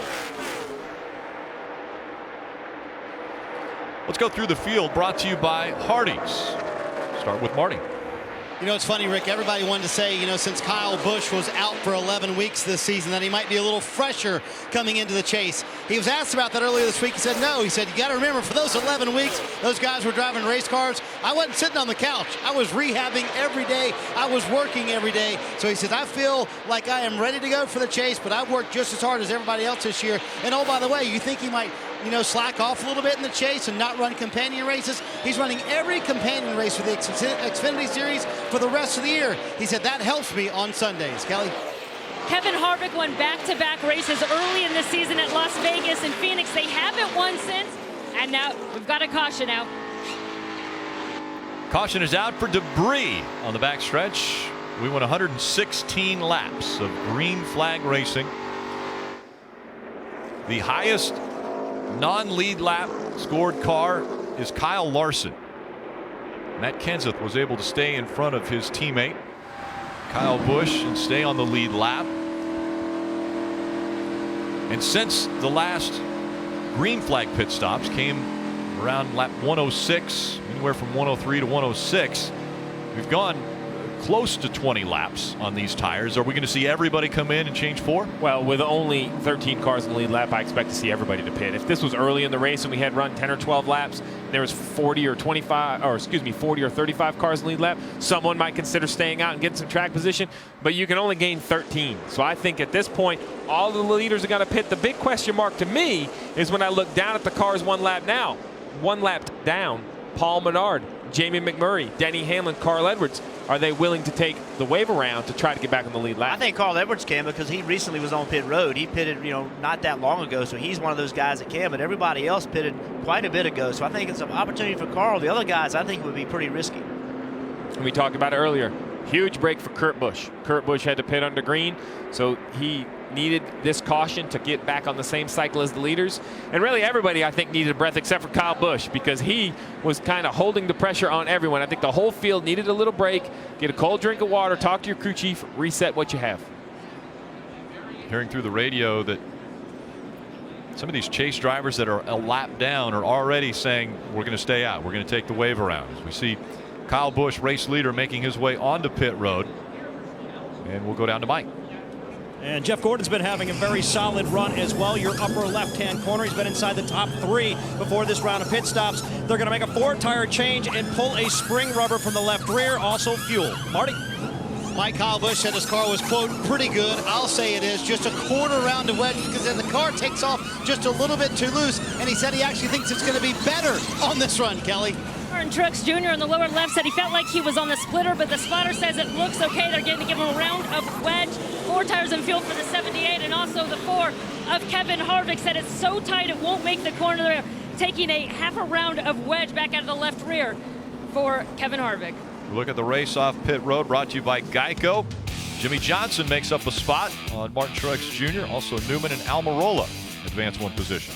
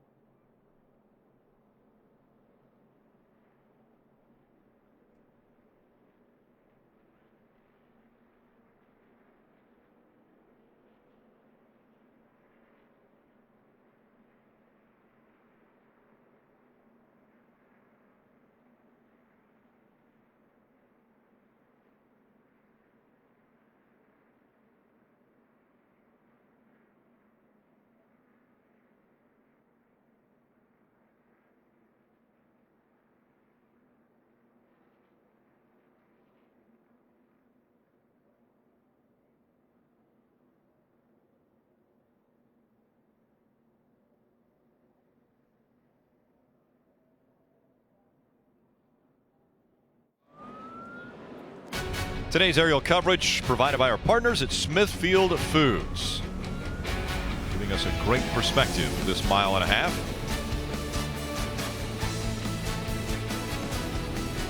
You can get news, results, and highlights delivered straight to your inbox. Subscribe to the free official NASCAR newsletter at NASCAR.com/newsletter. And we're getting ready for just our second restart, which is surprising as we've only had 2 cautions. So our second restart, we're going to point out to you, these are unofficial lines, but that is the restart zone. The drivers, as both of you talked about earlier in the show, in our countdown to green, you both mentioned the starting point, the first line, and the second line. Explain that. Yeah, so let's review the rule. The line, the second line you see, the one that's closest to turn 4, that line, when the leader gets to that line, he can go. The leader starts the race, not the flagman. So as soon as the leader gets to that line, he can go. Now, once he crosses that line, he hasn't gone, you have until the second line before you have to go. So where the problem starts is if the leader goes early, to me, that's an easy call. NASCAR just has to make it, win early, you got to penalize them. Once you get in that zone in between the 2 lines, that's when it gets muddy. Let's say the leader slows down a little bit. Now it all of a sudden looks like the second place car gets moving. So that's where it gets difficult for NASCAR. If the leader hasn't gone by the time he gets to the second line, then the flagman drops the flag, and that's when the start of the race goes. Yeah, just to be clear, those are the NBC lines. These red lines aren't really on the racetrack. They're being projected across so the fan at home, so you guys have an idea of what that zone looks like. But you see as these cars roll through it that it's only about 3 car lengths long. So the leader doesn't have a lot of options. It's short for a reason, right, but there still are options. The most important thing is you have to get to the first red line. And it's not official. It's like the 1st and 10 that you see on football games. And so but we wanted to put it in there so that fans can see exactly where that start zone is for these race cars. And so those wondering why is this a big deal, the reason it's a big deal, it's so competitive. Restarts mean so much. If the 4 car can get in front of the 18, it'll take the 18 forever to get by him in a lot of cases. So all the drivers have always, this is not new, all the drivers have always tried to get an advantage on the restart, and it starts right at the restart zone. And what did this do for people that were looking to turn their day around? Well, Carl Edwards and Darren Grubb, they decided to stay on the racetrack. When the leaders pitted, they then were in front of the leaders. They have the option to wave around. It's basically getting your lap back before the restart. They're now on the lead lap. They're a little behind on fuel and tires, but not too bad, Jeff. They were just on pit road at 112 about 15 laps ago. But what's interesting to me, Paul Menard, Jamie McMurray, they chose not to take the wave around. They pitted, kept themselves 1 lap down. I disagree. I think at this point, you're almost halfway in the race. The way it works out, the timing of it all, this was an opportunity to get their lap back, Mike. I'm a little confused, and I disagree with the call they made. Well, you know, there was conversation on the radio. Jamie asked about it, but Matt McCall, with all the green flag runs, the very long ones, was very concerned that they would get eaten up with those extra wear on the tires, so they decided to pit instead. I know what they're thinking, but I believe that the worst thing you're going to do if you get caught is be a lap down still. I think the gamble's to stay out, Rick. We'll have to see how it goes on this restart. Kyle Busch chooses the outside. Kevin Harvick on the inside. Green flag back in the air.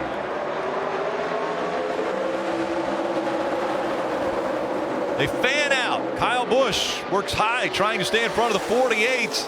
Kevin Harvick staying right on that white line.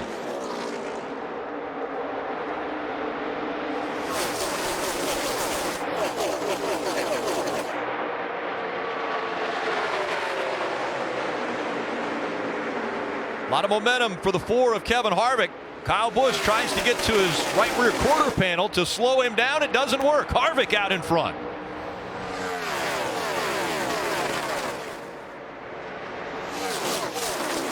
Kevin Harvick, Kyle Busch, Jimmy Johnson, Jeff Gordon, Joey Logano, the top 5. Martin Truex Jr., Eric Almirola, Dale Earnhardt Jr., Ryan Newman, Austin Dillon, the top 10. And slow is the 3 of Austin Dillon. Caution comes out again. Oh, you just heard him say the right front blew. It's early in the run. Trying to get it to the bottom here. There's 2 more coming, 3 more coming. We'll come to the pit road right here. Come to your pit stop. Hits the wall. And now a very smart decision for everyone who took the wave around. Really too bad. Austin Dillon and his team had so much speed really all weekend long. You see right here the smoke where the car comes down the racetrack. The right front tire loses air. That smoke is the car traveling a little bit more as a splitter, and maybe the left front rub right here on board with Kyle Larson back to 2, Just looks like it loses air, Jeff. He must have run something over. This soon after a pit stop, you can't imagine the tire would be damaged. He must have just hit something on the racetrack. He was running 10th on the lead lap. You wonder this soon after pit stop if perhaps, the valve stem, you can hit that sometimes with a lug nut or with the air wrench, and you can not break it clean off, but crack it enough that air will start to come out, and you won't know. The driver has no idea he has that leak until this, unfortunately. And what a disappointing day. This car had run really good. We've seen a continuing improvement from the 3 car and Austin Dillon. And again, we're talking about all these championship guys, but everybody else is trying to win the race too. Everybody else is trying to improve their season. So this is a big blow to that team. And we just talked about this. Carl Edwards took the wave around. Man, boom, back on the lead lap. But the 1 and the 27, they chose to pit. They chose to not take the gamble. This would have been the caution that helped them. We're going to talk about this throughout the playoffs. We talked about it at the top of the show. Every decision, the pressure builds. This is a decision at the end of the day they can look back on that affected their performance. Mike? And Matt Kenseth on pit road. They're going to work on this car, an air pressure adjustment, trying to give him a little bit better feel. Jason Ratcliffe was looking for long runs today, but the long runs haven't paid off the way they would like. They've had to keep working on this car, Dave. Mike, not only was the caution a bonus for the wave around cars, Brad Keselowski thought he had a loose wheel. He said, let's pit, let's get this taken care of now. Marty. Davis Darian Grubb said, hey, how about that? Back in the game. 4 tires for Carl Edwards here. An air pressure adjustment for a tight race car for his teammate Denny Hamlin right in front of him. He said it was, quote, slimy on that run. They're going to make a wedge adjustment, also an air pressure adjustment. And they said, listen, let's take our time, get everything fixed like we need to get fixed here on pit road. Kelly? Martin Truex Jr. in that 78 car. Similar situation to Brad Keselowski. He's felt something vibrating. The team said they only got 3 lugs on the left rear tire. They brought him in, changed all 4 Goodyears for Martin Truex Jr. And only 3 lug nuts. Not as handy as you would like if you're going another 60-lap run.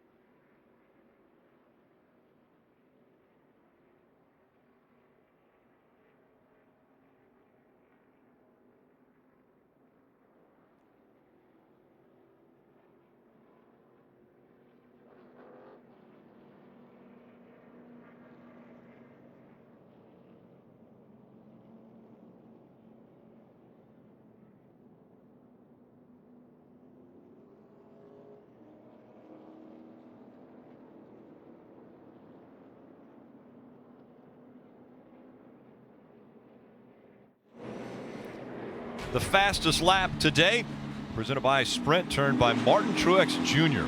Average speed over 182 miles an hour. You can follow Miss Sprint Cup on Twitter now for a chance to win an autographed hat from tonight's Victory Lane. A lot of speed out of Martin Truex Jr. in both of the practices yesterday. And for one lap, he has been the fastest today as well. Martin Truex Jr. scored in the 11th spot. Jeff Gordon, maybe a little worried about restarts. We listened into his radio just moments ago. Yeah, I don't know how to start any better than that. I mean, hell, we're pushing the damn forward, trying to get to one, and didn't give up any spots there. And that outside lane just carried some momentum, so we'll see what happens with us out there. Yeah, I know you did an awesome job. Damn right you did. That was really good right there. Just keep doing that all day long. And you can hear those guys are trying to encourage Jeff Gordon to keep having good restarts. That's been a weakness for this team. And we talked about it early in the race. Restarts are so important because track position is so important. Kevin Harvick, Kyle Busch. Kyle Busch chooses the outside line. You see the NBC start zone. The red lines. They're in it. Green flag back in the air. Way out of shape was the 48. Little bumping and banging as they go into turn one.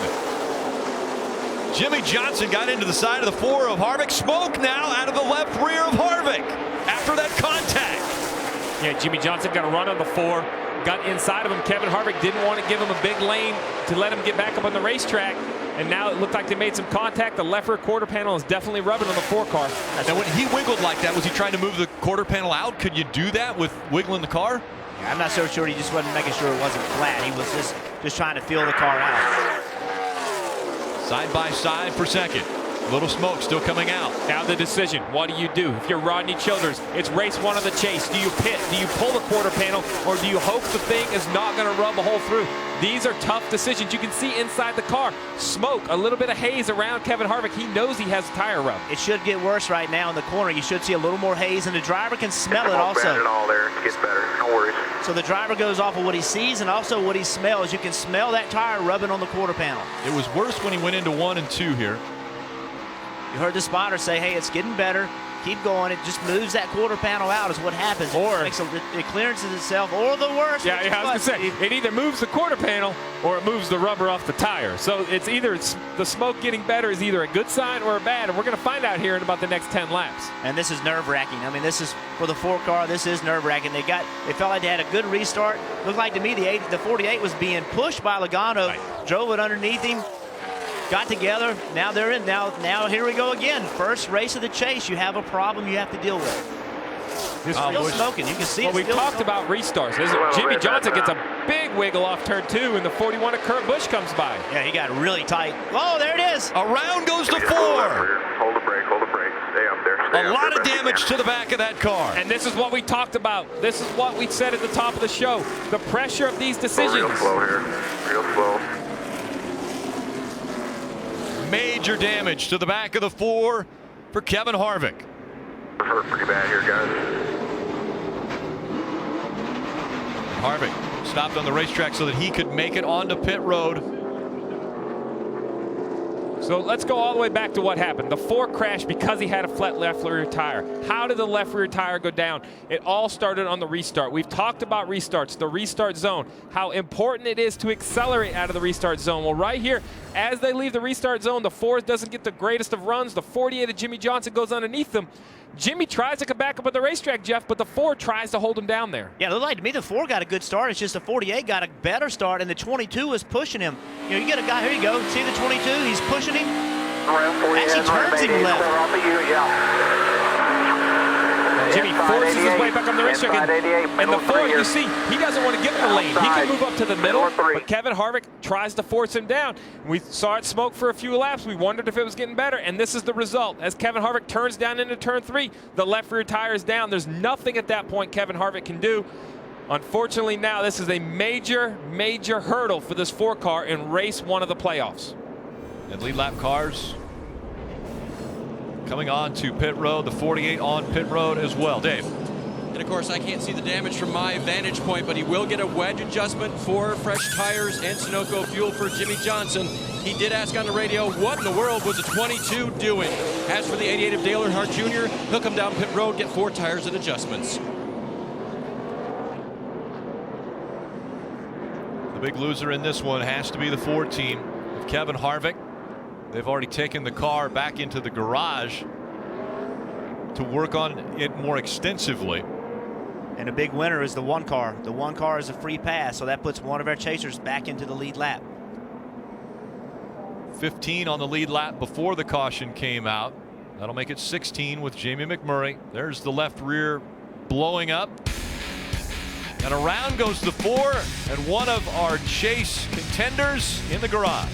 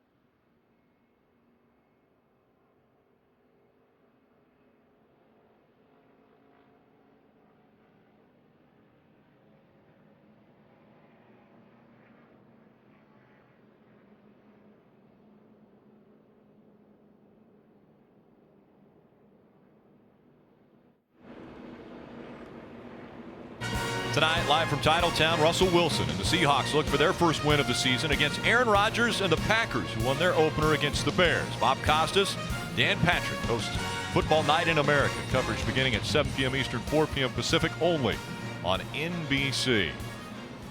Kevin Harvick already out of the car. They're in the garage. One of our title contenders and the defending series champion. Let's take a look at what happened. So we saw in the restart, it was Robert Logano. He actually starts pushing the 48. I'm not sure the 48 even wanted to be there. I think they kind of hooked and it put the 48 there. And now the 48's underneath him, and Harvick trying to block him to keep from giving that spot up, because we've talked so much about how important track position is. Ultimately, I mean, look at the 22 pushing him. I don't think the 48 was turning left. I think the 22 pushed the 48. That bottled everyone up. And was it a block by Kevin Harvick? Well, you know what? That also have come into play. From that view, I mean, he gave him a lane. I mean, the 48 had a lane. It was, you know what it is? It's racing. That's what that is. I mean, you could go back and watch it in slow motion and say, this guy could have done that guy could have done that. But ultimately, that's just everybody racing hard. Let's listen into the 48 radio after the incident. Good God, what the hell is Logano doing? Hey, a little aggressive, man. Nothing out back, 3 wide out back. And here's the problem. Jimmy Johnson knows that that has made a huge impact on the 4's opportunity in the chase, and he didn't want to end up 3 wide. I think you're right, Jeff. I think he ended up getting shoved there, and then everybody wanted the same space. That is just racing. Kyle Busch, Jeff Gordon, Kurt Busch, Joey Logano, and Ryan Newman will restart top 5.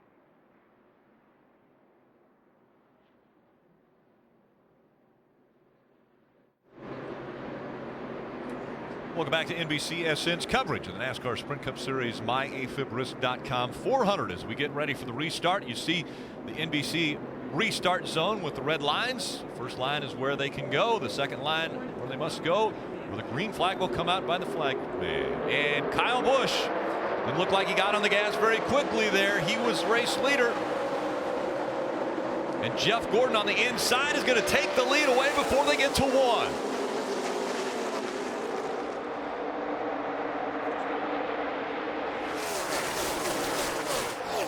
And NASCAR has said over the radios that restart is under review, so they will be looking at that. They put a dedicated camera right on the restart zone. They also have a senior official that is in that area that is watching for it. They will make a decision. And I think it should be under review. We need to look at that, see what option there was. Kyle Busch is the leader. Kyle Busch has the opportunity to restart anywhere between those two red lines. It appeared to me that Jeff Gordon got just past the first line, and he decided to go. And they're going to have to review it, and they are reviewing it. We'll find out what NASCAR deems from that restart as we see the 18 working the high line, trying to take the lead back away from Jeff Gordon. All these decisions are risk versus reward, and they happen in a millisecond. You don't get to think them all through. We've seen 2 restarts in a row that were, things start to get wild. So these things happen quickly. You have a game plan. You see the 41 with an aggressive move, but there's a game plan of trying to get the lead, trying to protect your position. But things happen so quickly. Drivers have to make decisions right now. Kurt Busch gets by little brother Kyle Busch and takes second away. Let's take another look at this restart. This is what NASCAR is reviewing. Okay, so Kyle Busch is the leader. Kyle Busch on the top lane. When he gets to the first red line, he can choose to go or not. It looks to me that Jeff Gordon is continuing to accelerate. This might be a better view right here. We should listen. Off. Be in the mark of 5, 4, 3, 2, 1. Good. And there's the problem. The question is, did Jeff Gordon accelerate or did the 18 not go?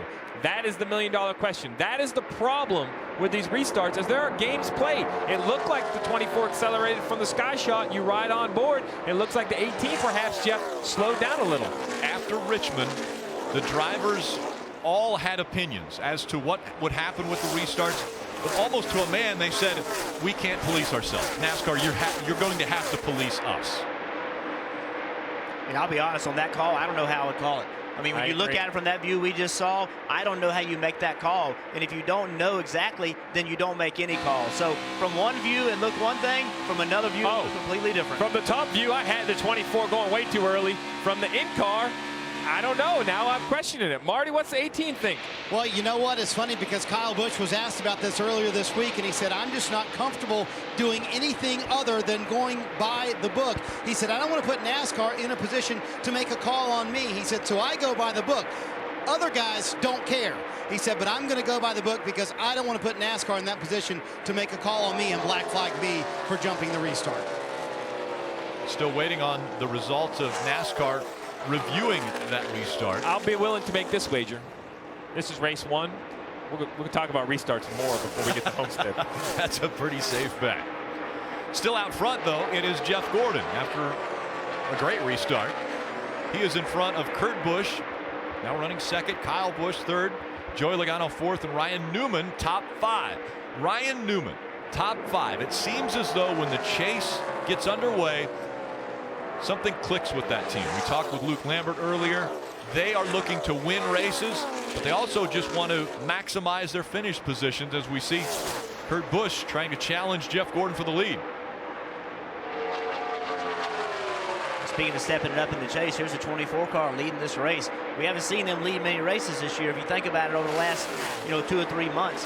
And that now leading this race, give him a little bit of confidence, give that team a little bit of confidence. They haven't had the speed, but they're showing some of it now. Jeff, I have to wonder, did we just lose focus maybe of where all these teams were as Kurt Busch looks to the bottom of the racetrack underneath Jeff Gordon with the rules package? The reason I say that is because this is the 2015 rules package on the mile-and-a-half tracks. The Coca-Cola 600 was the last time. While Carl Edwards, a Joe Gibbs race car, did win it, it was on fuel mileage. If you look before that, Jimmy Johnson won a few. Kevin Harvick ran well. Perhaps it just got a little confusing. confusing. Over the summer, between the variety of the racetracks and the variety of rule packages, maybe that the 24 Hendrick Motorsports had this, or maybe they found something because they have shown more speed this weekend. But you still see the 18 of Kyle Busch. He has speed as well. But even the 78, Jeff, I think lost a little form during the summer, but he's come back now that we're at Chicago. Martin Truex Jr. running 5th. Ryan Newman behind him now in 6th. Kyle Larson, one of the non-chasers, up in the top 10, as well as Eric Almirola. He's running 8th. Kelly Stavast, that 4 car has been in the garage for a long time. And they've been working on all 4 corners of it. And we've been talking about restarts, and with good reason, because it was a restart that caused trouble for Kevin Harvick. And here's how his crew chief, Rodney Childers, saw it play out. Screwed up part about it. This 48 was off, I think, and turned back into him right in front of me on purpose. And so the defending champion has a hole to dig himself out, but this crew, there's no quit. They're working hard on it to try to get him out and maybe salvage some points. Kevin Harvick out of the car, but understandably in no mood to be talking to me. Yeah, Kevin Harvick's not going to be happy. But we have seen Kevin Harvick in this situation before. It happened last year. He had to win at Phoenix if he wanted to advance and have a shot at the championship. Now Kevin Harvick may find himself in a position where he has to win at either New Hampshire or at Dover, the next 2 races in this round. Take another look at what happened to Kevin Harvick. Yeah, so we're in the overhead right here. You can see the 22 pushing the 48, pushes the 48, almost spins him out. 48's next to the 4. The 4 is trying to defend his position. The 48 runs in the side of him. So, again, that's the part of it I talk about being racing. That's the part where the 4 had to make a decision. Do I just move out of the way and let the 48 come? Do I try to defend that position? And, again, those happen in a split second. That's a decision a driver has to make. It's difficult. It's easy to look back on and say, well, maybe the 4 should have just turned right and given room. But then you come out of turn 2 and you run an 8th rather than running 2nd or 3rd. So these are difficult decisions. And I want to update you, NASCAR has just come over with their decision. They've reviewed the most recent restart, and there is no decision. No penalty will be put to any driver. So they felt that restart was in a situation that everyone abided by the rules that are in the book. Dave, how about the 48 team? Hey, Rick, on the resumption of the race, the 2 was back here. The 48 wasn't. He's been going the wrong way. Listen. What's going on, everybody? Let me drive, man. I'm trying. I'm moving switches. I'm pulling levers. I'm trying lines. Hey, relax, but it's okay. I was just curious what was going on. No, it's not okay. I don't like going backwards, and it's stressful. Don't over-adjust it, buddy. Don't over-adjust. Don't get too crazy in there. Jimmy trying to work his way back up at about 5 positions since the restart, Rick, and trying everything he can to make him up. And we heard Chad Canal say, don't over-adjust. These drivers do have adjustability in the cars now with the track bar. Forget about what they were saying. How were they saying it? Jimmy Johnson, a little agitated, a little vocal, but Chad, very calm, very to the point. Sometimes with these radios, you know how to, Jeff, you don't pick up every word, but tempo and tone can go as far as what you're saying. Chad Canals understands we're in the chase, we're in race 1, very calm. He's normally the guy running the whip. We got to go, we got to be aggressive. He knows how to win a championship. We're going to stay calm here, talk the 6-time champion, maybe calming him down a little bit. And this racetrack is changing, and that's why they're talking about making adjustments. Kyle Busch, who dominated this race, he's running 3rd. Martin Truex led a lot of it. He's running 5th. So they're going to have to make these adjustments to keep up with the change of the racetrack. Marty?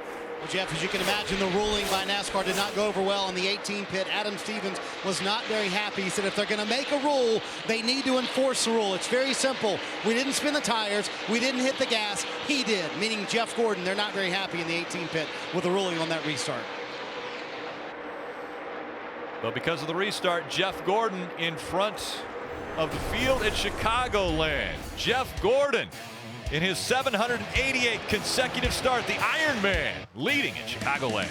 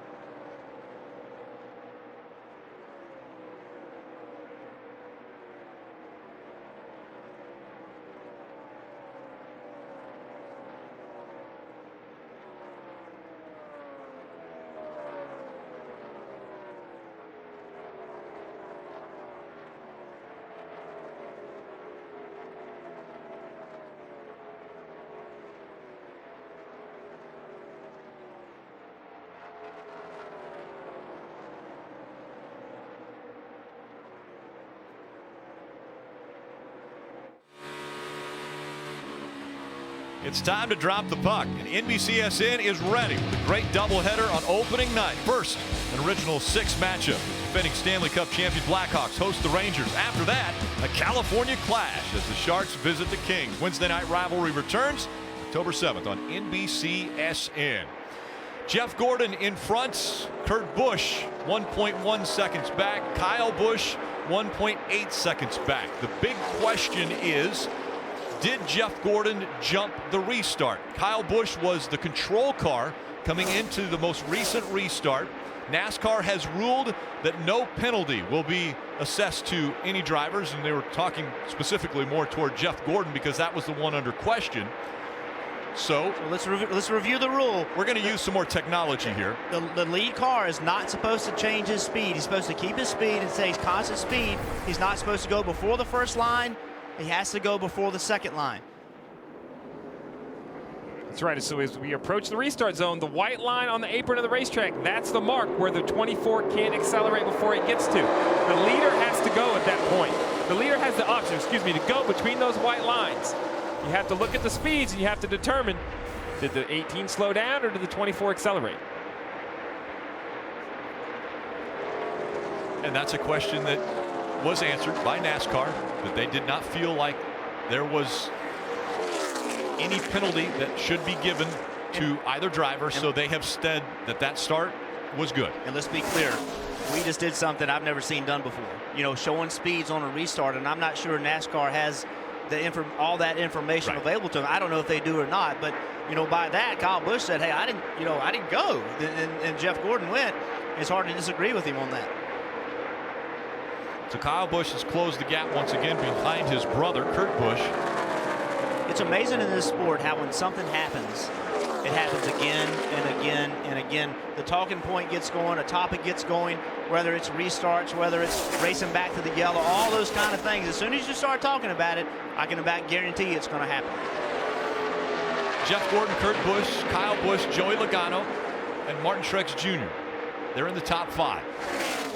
And it's Ryan Newman, Kyle Larson, Eric Almirola, Dale Earnhardt Jr., and Carl Edwards top 10. Denny Hamlin has fought back on the lead lap. He and Carl Edwards wave around, were able to get back on the lead lap. Kenseth also on the lead lap. Jimmy Johnson has fallen back to 13th. Brad Keselowski 14th. David Reagan also on the lead lap, and Jamie McMurray, another chaser that's on the lead lap, in 16th. But there are only 16 cars now on the lead lap as Jeff Gordon continues to lead.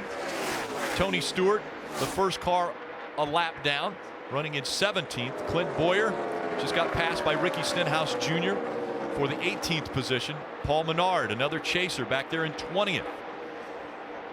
Casey Mears, Danica Patrick, both a lap down. Jeff Gordon looking to make it 93 career wins. He still has another pit stop to go from Chicagoland.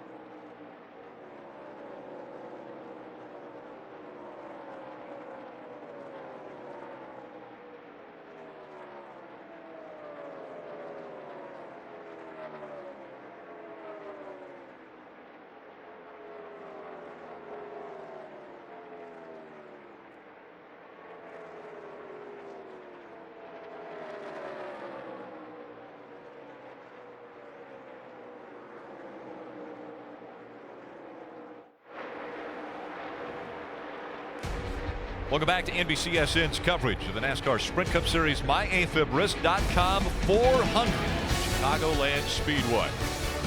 Jeff Gordon still out front. Gordon now has led over 34 laps here at Chicagoland. Want to go down to our Toyota Camry on-track car. Jeff, you've driven it around the track a few times, but let's look on the right side of this car in those tailpipes, Steve.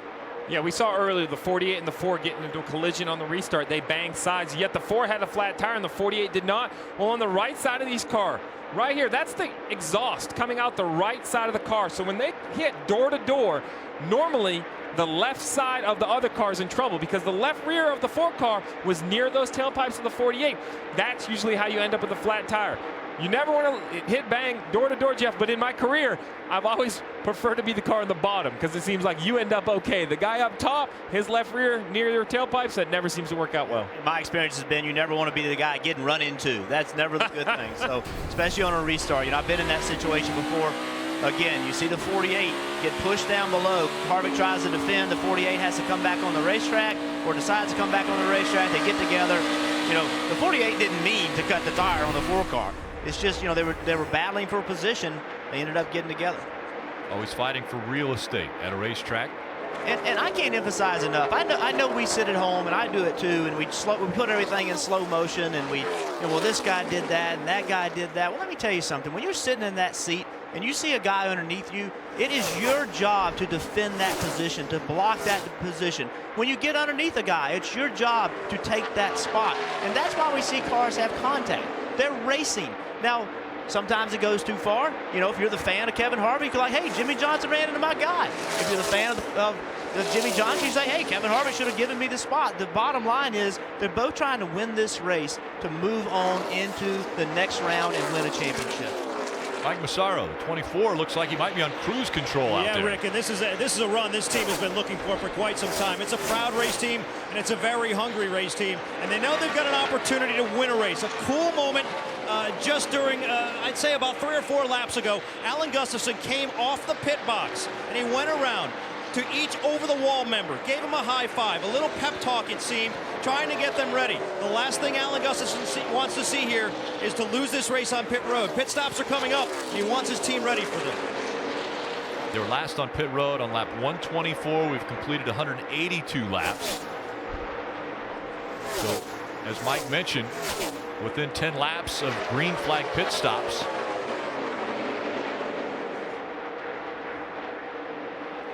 Jeff Gordon out in front. The last time we were coming up on green flag pit stops, it was Kevin Harvick who made the aggressive move, came a little bit earlier than the rest. Get those 4 fresh Goodyear tires quicker than his competition.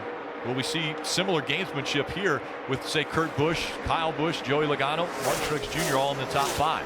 I think the guys that stand the biggest chance to gain or opportunity to gain, Steve, is Jamie McMurray, who's the last car on the lead lap. Those guys try to pit a little bit early, give yourself a little bit of gap. If the caution comes out, you stay out, take the pass round. Jeff Gordon's not going to give him a chance to do that. He's going to be the first one on pit road. Race leader Jeff Gordon makes the move to pit road. Mike Massaro.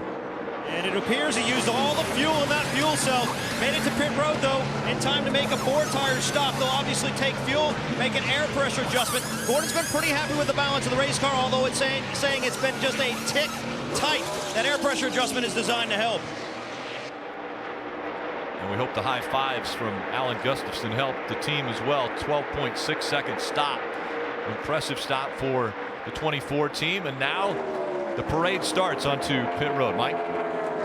Yeah, and the next one down is another very fast car from Stewart-Haas. That would be Kurt Busch's machine. He's been saying he's been a little bit loose on exit. You saw the chassis adjustment there, a wedge adjustment to the 41 car. Sunoco race fuel and 4 Goodyears for Kurt Busch. Mike Joey Logano ran the top 10 for much of that run. You see him coming to a stall here. He said the track bar inside the car really helped on that run. The run before this, it did not help as much. A little bit tight for Logano, but better. And again, running in the top 5 this entire run. 4 fresh Goodyear tires, Kelly. A little bit of miscommunication on the 78 team. They tried to call Martin Truex Jr. in a lap ago. He was called off, and now he's in to get a 4-tire change. He said he was just getting a little bit tight on that run. Meanwhile, Ryan Newman in the 31 team said he was good through 1 and 2, but getting a little tight in turn 3. They made an air pressure adjustment, 4 tires for Ryan Newman, Marty. Kelly, first real complaints all day long for Kyle Busch. He said the car just did not have enough lateral grip, and he just felt like he couldn't lean on it. You saw that wedge adjustment tighten up just a little bit, Dave. Another wedge adjustment for Jimmy Johnson's race car. 4 fresh Goodyear tires and a fill of Sunoco fuel. His car was a little bit tight in the center. He was running 13th when this round of pit stops began. Here comes Dale Earnhardt Jr. Kyle Larson scored the race leader now. Eric Almirola second. Those two pitted on lap 139 with Carl Edwards, Denny Hamlin, Brad Keselowski all in the top 5. Dave? Dale Earnhardt Jr. says tight, tight, tight. Crew Chief Greg Ives says that's all right. We'll fix you up. Little little right rear wedge for the 88 driver to get that car better. Jamie McMurray's been saying his car's been a little bit tight. They're going to try to free him up with an air pressure adjustment. Again, 4 Goodyears on that machine. He's been pretty happy. Other than that particular issue, he's away. Pretty good stop in 12 seconds, Dave.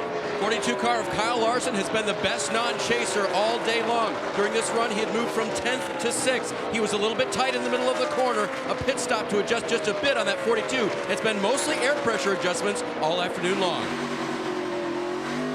And they had 15 less laps on their tires, but decided to come in under the same cycle as all of the rest of the cars on the lead lap. Yeah, I think, Rick, really their opportunity was if they couldn't get to a certain window where they didn't have to come back in for fuel, they couldn't afford to stay on the racetrack and continue to lose time to the leaders who put on new tires. That tells me the fuel mileage of Jamie McMurray, Kyle Larson wasn't good enough. They needed to get to about lap 205. It wasn't good enough to get all the way to there, so they just pitted now, got on the same cycle. But the difference is, on board with Carl Edwards, who's the race leader, he also pitted at lap 139. This is a car that we've seen stretch fuel before. They stretched into the Coca-Cola 600 to get to victory lane. If he can come later in this pit cycle, past the lap 200 mark, maybe 202, 203, 204, he legitimately has a shot to make that his last stop of the day. Just over 50 laps now.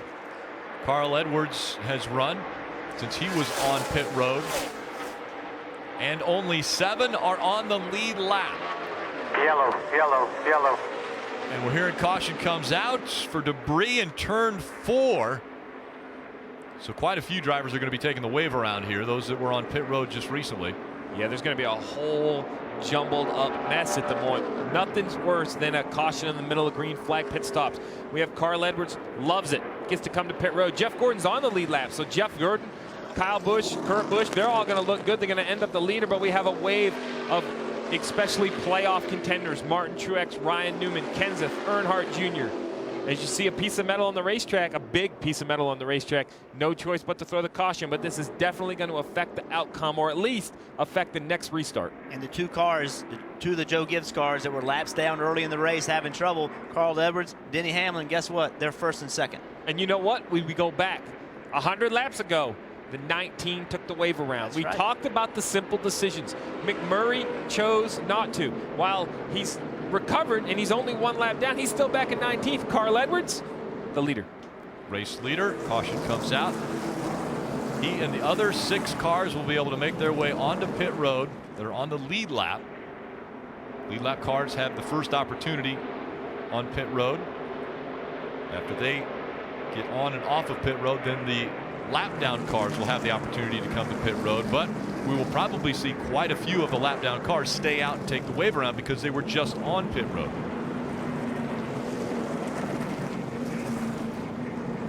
Chase for the Sprint Cup continues on NBCSN. Next Sunday, race 2 in the playoffs, live at 1 p.m. Eastern from New Hampshire Motor Speedway. Then Saturday, it'll be Xfinity Series racing from Kentucky, presented by Nexium. Coverage beginning at 5:30 p.m. Eastern. NASCAR is on NBCSN. And in this chain of events, the 78 car is going to get the free pass, so he won't have to do the wave around. He'll actually get the free pass. Once again, we felt like restarts were going to be a topic of conversation, and they haven't disappointed. Here we see right here, Kyle Busch is the leader. Jeff Gordon's in second as they approach the restart zone. The question is, did Jeff Gordon go before Kyle Busch? It's really hard. It's a judgment call. NASCAR looked at this video. They felt that he didn't go, that it was time for the front row to accelerate. They said there was no call on this restart. And with all this data, it looked like Jeff Gordon did go early.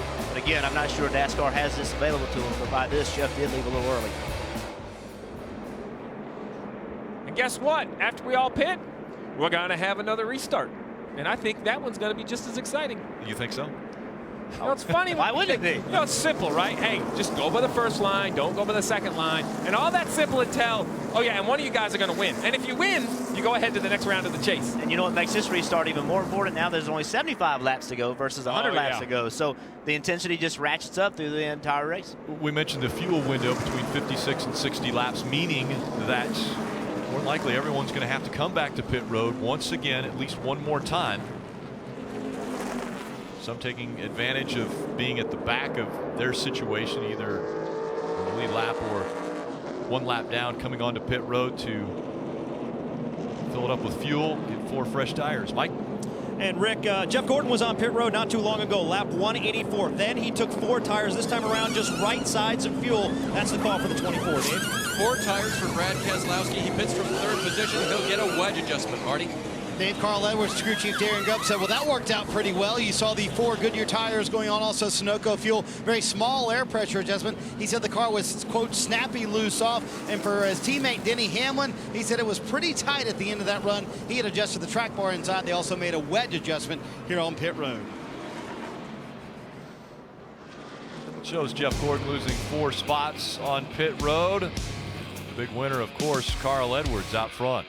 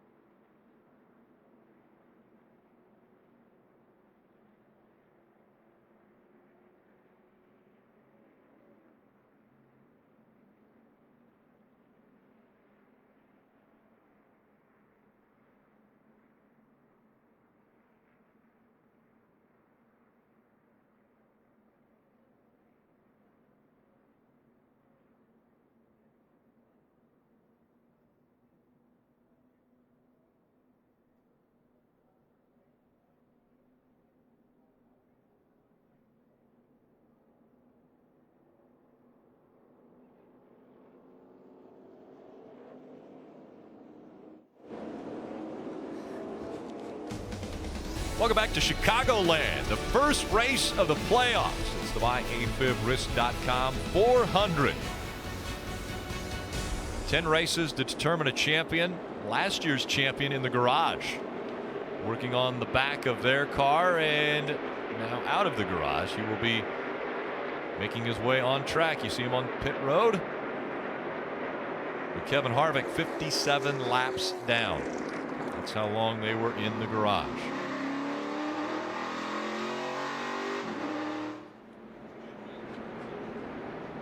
$18 cars took a wave around. 9 of them will be back on the lead lap. Those 9: Kyle Larson, Ryan Newman, Eric Almirola, Matt Kenseth, Dale Earnhardt Jr., Jimmy Johnson, Paul Menard, David Reagan, and one of Jamie McMurray, all back on the lead lap after taking a wave around. Take a look at the chase grid. 16 drivers, and look who is at the bottom. Kevin Harvick. That hole that you didn't want to dig yourself out of after one race, that is what Kevin Harvick is facing now. Only 12 advance after the first 3 races.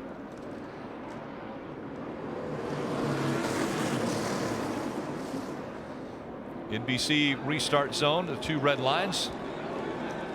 Kyle Busch, Kurt Busch. Front row, Kyle Busch on the outside. Green flag back in the air.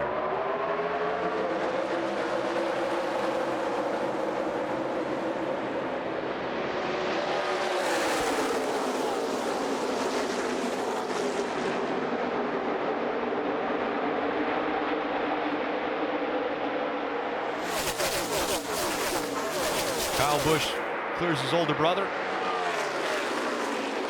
He's back in front of the field. Carl Edwards in the 19, running 3rd. Denny Hamlin in the 11 is 4th. Battle for 5th between Jeff Gordon and Brad Keselowski. Gordon has it. Teammates running side by side for 6th. Joey Logano moving to the outside of Brad Keselowski. We talked earlier in the show about Joe Gibbs Racing, how 3 were struggling and Kyle Busch was leading. Well, it didn't take long. Well, I guess it took a little while, 100 laps. And now you have 18 of Kyle Busch, the leader, Carl Edwards in 3rd, Denny Hamlin in 4th. They've done a great job of continuing to battle. Denny Hamlin was laps down earlier. The 19 had a speeding penalty. They've recovered well, fought back up into the top 5. All 43 cars still running as Austin Dillon and Kevin Harvick back out on the track.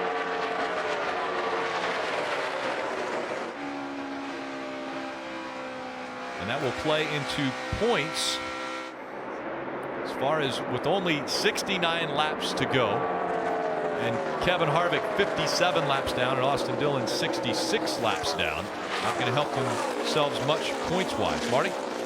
Well, Rick, Steve mentioned it. It's been an amazing recovery for Denny Hamlin, who gets passed there by Jeff Gordon and also Carl Edwards. As you mentioned, for Hamlin, it was a spin early on. For Carl Edwards, it was a speeding penalty. And then remember, they ran out of fuel coming down pit road. The car actually stumbled on the racetrack. We thought he was out of fuel there, but ran out of fuel coming down pit road for one of the stops. But things have fallen their way. And Jeff, you know this. Sometimes in a chase, you've got to have luck go your way at some point. And things have gone definitely the way of both the 19 and the 11 today on every step. Yeah, no question. I mean, luck is part of it. And like we talked about earlier in the race, when you're dealt adversity, how do you deal with it? Because every team is going to have to deal with it. There's not a team out here that's going to go through this chase and not have problems. Once you have it, how do you deal with it? Do you find a way to make it a positive, or do you just make it a negative? It's going to happen to everybody. Just mentioned that the reigning champion, Kevin Harvick, has made his way back out on the track, has a new pretty much rear of the car. He was 57 laps down to race leader Kyle Busch. With the incident on the restart with he and Jimmy Johnson. And the Ford was in the garage for length of repairs. That's all they can do. But on the way back onto pit road to return to the racetrack, you see Kevin Harvick rolling down pit road here. Well, he's kind of gesture. Kind of give a little point over to the 48. Kevin Harvick is an intense driver. I think he wanted the 48 thinking about it. He wanted to let him know he wasn't happy about it because, listen, it's the playoffs. There's no more give and take. We heard it out of Kevin Harvick all week long. We're going to pound Joe Gibbs Racing into the dirt. I'm going to be fast. They show up. They are fast. They bring the car they need, Jeff, and they bang together on a restart. You can see Kevin Harvick a little bit, I'll say a little bit of displeasure. It wasn't crazy, but just a little point. Well, look at him. I mean, he's coming from the racetrack. He's completely torn up. They've repaired the car. He's not out there riding around. He's passing cars. He just passed Greg Biffle. He just passed some good cars. He's not going to quit. He's going to give you 100% every lap. When he passes enough cars to where he gets to the 48, does something happen there? That'll be the question as we see the Busch brothers getting closer together now. Kurt Busch trying to run a little bit higher line. Kyle Busch out in front. We saw this a run ago when Jeff Gordon was the leader, that Kurt Busch seemed to come on as the tires aged a little bit. Currently, we're only 7 laps into that run, and he's already worked his way back up to his brother's rear bumper. Seemed like that 41, Jeff, is pretty decent as the tires age. And again, this racetrack's continuing to change. It's darker than we've seen it the entire weekend. A lot of rubber's been built into the racetrack. Who's going to be good when the race ends? We saw who was good when the race started. Can you keep up with the racetrack? Guys that were running 5th, 6th, 7th, 8th, are their cars going to be better as the track rubbers up? Those are questions you never know, but without a doubt, we see the 41 is much better at this point in the race than he was early in the race. And the two have separated themselves from third, Carl Edwards, by about 2.5 seconds. We stay here at Chicagoland NASCAR nonstop.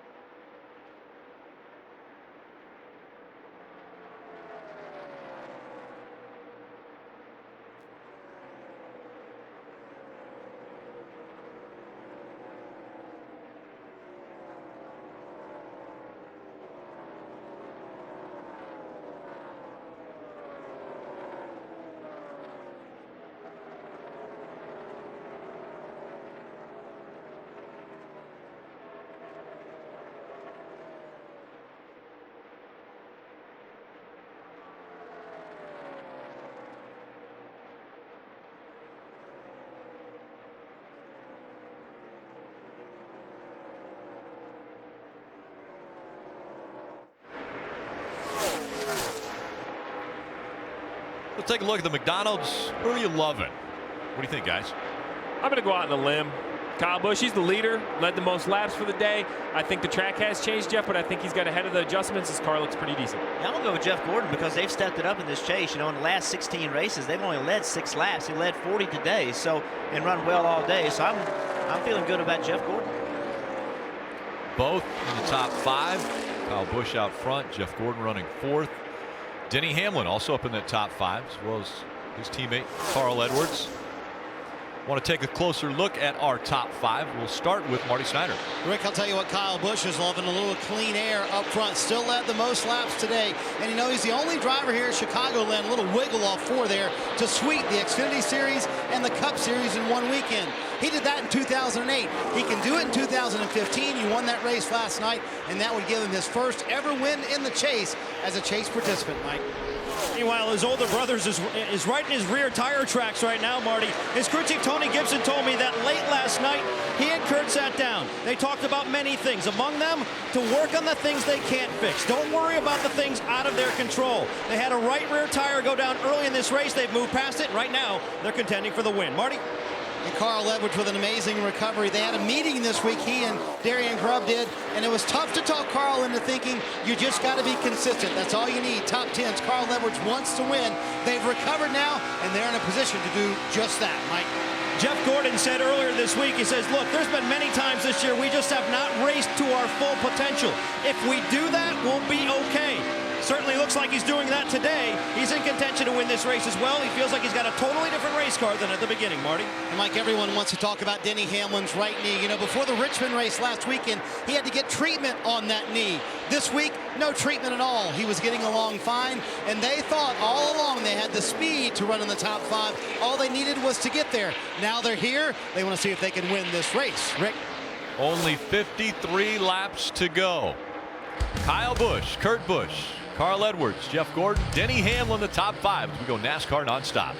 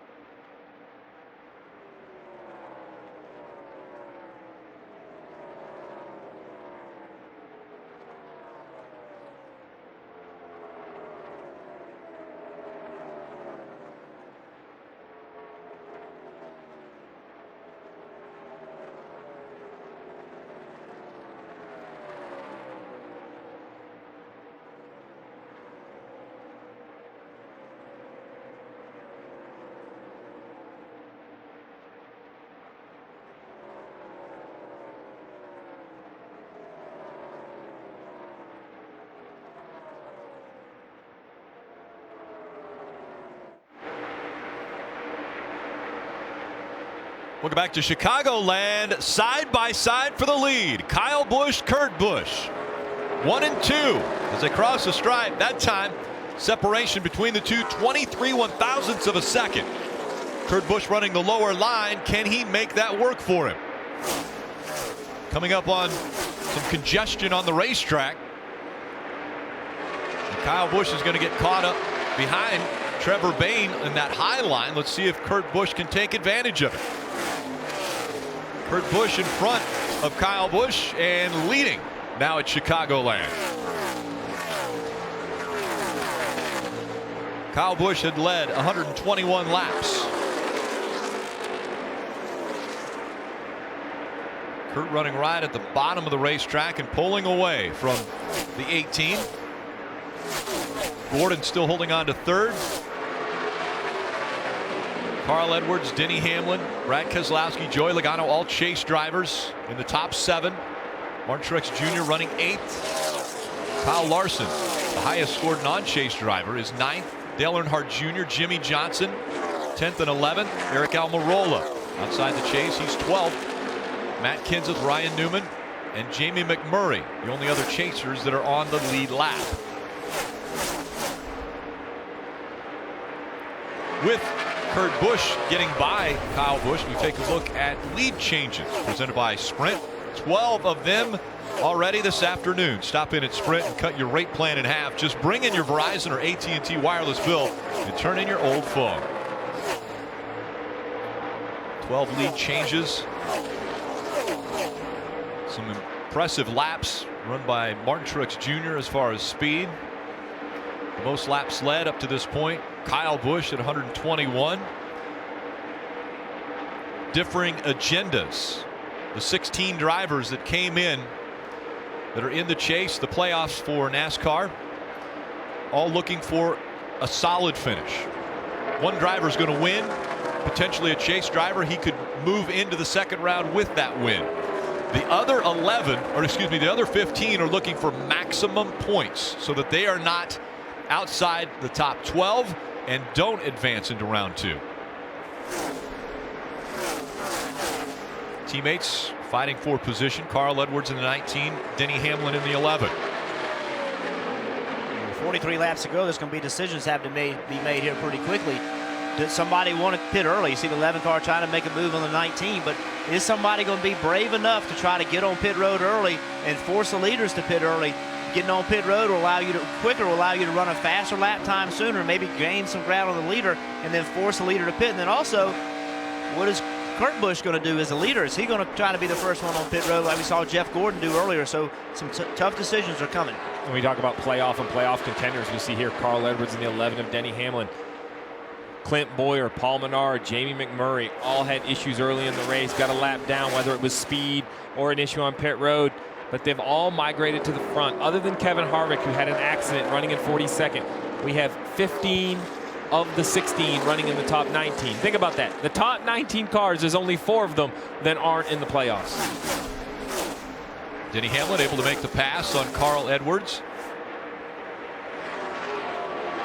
Both Hamlin and Edwards at one point in time in this race down at least a lap.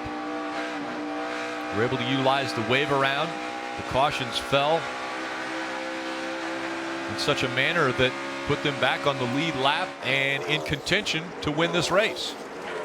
And not only did Edwards have trouble early in the race, he was also worried that his engine may be having troubles, tailpipe problems. At that point, you're like, are we even going to finish this race? And now he's battling for a top 5 and maybe even possibly a win. So a big turnaround for those guys. One of the fastest cars on a restart, Kevin Harvick and the 48 of Jimmy Johnson got together.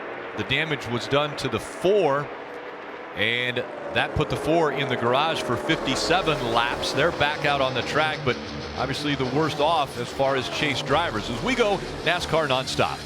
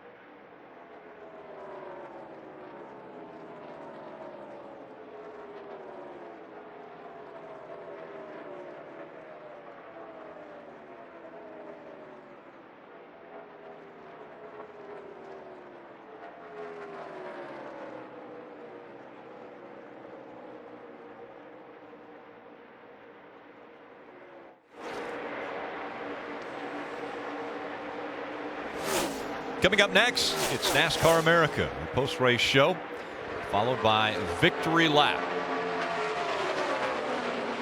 Right here on NBCSN. Kurt Busch continuing to lead. Kyle Busch runs second. Jeff Gordon, Denny Hamlin, and Joey Logano, the top 5 as the laps continue to wind down. Only 34 to go. And now does strategy come into play as do you short pit and try to come in a little bit earlier than everyone else and have fresher tires for these remaining 33 laps? Well, without a doubt, the chess game started between these crew chiefs, because while the guys can run about 10 or 12 more laps on the racetrack, they have to decide when they want to come to pit road. They're currently running about 31.5 second laps. New tires, they'd pick up probably a second, maybe even a second and a half. So you can do the math. If you came to pit road 4 or 5 laps earlier, you would make 5 seconds up. Kurt Busch, Kyle Busch, all with 48, 50 laps on their tires, while Jeff Gordon and Denny Hamlin have a little bit fresher tires. They have to figure out when the best time to come to pit road is, but the risk is going a lap down this late in the race. I think Jeff put it best. I was thinking pit early. He's thinking maybe hold serve. They've come here, they want to have a good run. Maybe they're just looking for points. Well, that's the problem. All these guys, if you can finish top 5, top 6, you might want to just hold serve and move on and go to the next race. Don't do anything trying to grab for a win and then end up getting you back a 15th, 18th, 19th place finish. So difficult decisions for the crew chiefs. You want to be on win-win-win attitude. That's what you want to do. But ultimately, the goal is to advance. 3 races, advance into the next round. That is the goal in this first round. One thing I am telling my driver, though, Rick, tough pit road entry. Oh, yeah. Very tough. The last race here, we saw this guy, Kurt Busch, spin out getting to pit road. Matt Kenseth spin out getting to pit road. These are 2 veteran drivers. They've done this tremendous amount in their career, yet they made major mistakes. This is one of the harder pit roads to get on. It's just funny, the transition to the apron. You don't realize you're in trouble until you're way too far around. And I think we've seen our first fast car peel off the pit road, Carl Edwards. They're going to, running in the 5th or 6th position, they're going to force the issue. We're going to see how long it takes before everybody decides they have to follow him. So Carl Edwards, with 30 laps to go, has decided to make his way onto pit road. Marty? Well, that's why you crew chiefs make so much money, Steve, right? The gamble call. Do you make this call? And I think for those guys in the back half of the top 5, this was a good call. Carl Edwards coming to pit road. Darian Grubb brought him earlier than everybody else here. He said he's just a little tight rolling in. That's it. So it's an air pressure adjustment, and they wanted to clean that grill, which they got it clean. 11.4 on the stop. We'll see how much this pays off for the 19. You said it best. Who's coming now? Who's the next guy? Once one comes, it kind of forces everybody else to come. Here we have 78 of Martin Truex Jr. He decided it was time for him to come. Martin Truex Jr. also on the lead lap. He's coming to you, Kelly. He led 39 laps early in this race. He's been running well inside the top 10, but Martin Truex Jr. said it's been hard to do anything in 3 and 4, saying he's loose off. It's going to be 4 tires at Sunoco Fuel for the 78. Marty? Kelly, Kyle Busch said it's really tough for me to make a decision on this because I need the car to turn better, which means I need it's a little too tight, but I also need the rear end to work a little bit better too. He said, I guess what we need to do, a couple laps later, he said, we've got to free it up. So they do that with that wedge adjustment going in the left side. You see it right there. Also an air pressure adjustment for Kyle Busch trying to free it up. He said that's why his brother was able to get by him too tight off. Mike? Leader Kurt Busch on pit road. He's been saying the car's been gradually getting a little bit more tight. They'll make an air pressure adjustment, a 4-tire change in fuel. Meanwhile, a little bit further down pit road, Jamie McMurray's on pit road. His car's been tight center and off. They'll make an air pressure adjustment there as well. Jeff Gordon in the mix for the win here. A 4-tire change there, an air pressure adjustment. He's been pretty happy with the race car. 48 car on pit road. Jimmy Johnson said, I'm not bad. I just have to be patient with the front end, tighten the center of the corner. 4-tire change and adjustments. The 88, his teammate, is also on pit road. The first half of the corner was helped on the last adjustments. More adjustments here to help the other half of the corner for Dale Earnhardt Jr. Kelly. Ryan Newman in the 31 car had a bad restart that cost him some positions, and he was dealing with a lack of grip in that dirty air. He's been moving his way back and forward. He said he's searching around a little bit, just a little bit tight. 4 tires for the 31, Marty. Kelly, for that whole run, Joey Logano said he ran a little warmer than he would like, so they're going to try and pull a piece of tape off here, off that front grille. He said his biggest problem was loose off the corner. Air pressure adjustment, and there you see him pulling the tape, Dave. Last year's winner, 2 car, Keselowski, exiting pit road. He was running 8th during this run. He said, I'm a little free off, but the center of the corner is a problem. Has been all day for Brad. That front end just not working well for him. And the 42 you see there as well. Kyle Larson, a great run today, was 9th before they started pitting. Tight getting back to the throttle was his complaint. Difficult on pit road. All the chasers look to have gotten on and off pit road without a problem, but the 47, AJ Allmendinger, was speeding on pit road, so they will have to serve that penalty in this most recent pit stop. A little bit of a left tire rub for the 1 of Jamie McMurray. Doesn't look as drastic as what we saw with Kevin Harvick earlier. And the 11 is in front of you, Marty. Well, Rick, we saw his teammate Carl Edwards be the first to pit. Denny Hamlin, the last of those lead cars to come down pit road, said the car was just a little bit loose. He went down a half inside the car on the track bar. They're going to make an air pressure adjustment to tighten him up just a little bit, but fairly happy with this 11 machine. Kelly? It's been a struggle all day long for Clint Boyer in this 15 car. He's finally just said, I don't know what to tell you. I've got no grip, no turn, no speed. They're going to give him 4 tires, fuel, and make an air pressure adjustment to try to help him out, but they're a little bit confused. They felt good about what they had in practice, but it's definitely gone away in this race. Carl Edwards just in front of Joey Logano.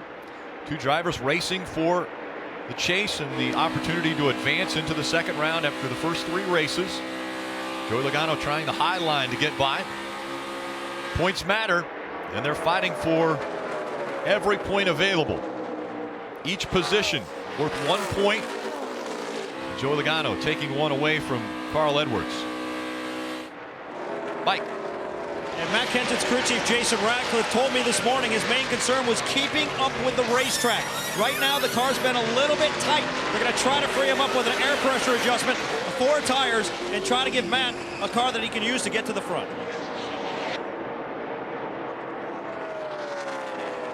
4 of Kevin Harvick on pit road. Again, 57 laps down, and they are coming to the attention of their crew, Kelly. Kevin Harvick brings his car to a stop after all that work that the crew did for him in the garage. You can see the amount of tape and repairs on this car. They're just getting them out there to run some laps, salvage what they can, and make the most of this race. You see a clean 4-tire stop there for the 4 car. The back end destroyed on the 4 of Kevin Harvick as he works his way back out in the apron. They'll blend back out after turn 2. But Kevin Harvick 57 laps down as they spent that amount of time in the garage fixing the back of the 4. Kurt Busch, Kyle Busch, Jeff Gordon all have pitted with 21 laps to go. They have enough fuel. Denny Hamlin, Joey Logano, Carl Edwards, Martin Truex Jr. All those drivers could punch their ticket into the second round with a win here at Chicagoland. Go NASCAR Nonstop.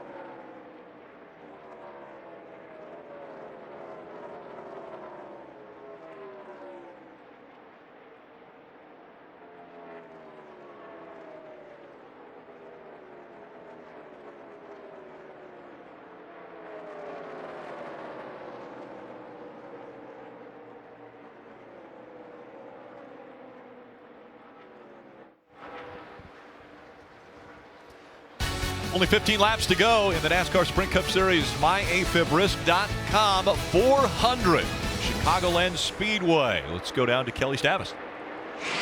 You see the 27 Paul Menard pulling out of his pit stall. It was just a 2-tire stop for Paul Menard. They kept him light on fuel for the short run. He said he was losing the nose a bit, but not worried about it for this short run. Thanks, Kelly. He was the last chaser to make his way onto pit road. And Paul Menard is running 17th. He's a lap down. Take a look at our chase grid as they run. The 16 drivers and where they fall after this first race of the playoffs. Again, 3 races to determine the top 12 that will advance into round 2. Kurt Busch, who's out front now, was eliminated after round 1 in 2014, has the possibility to win his way into round 2. If you win, you advance. If you're a chase driver and win one of the 3 races, you automatically advance into round 2.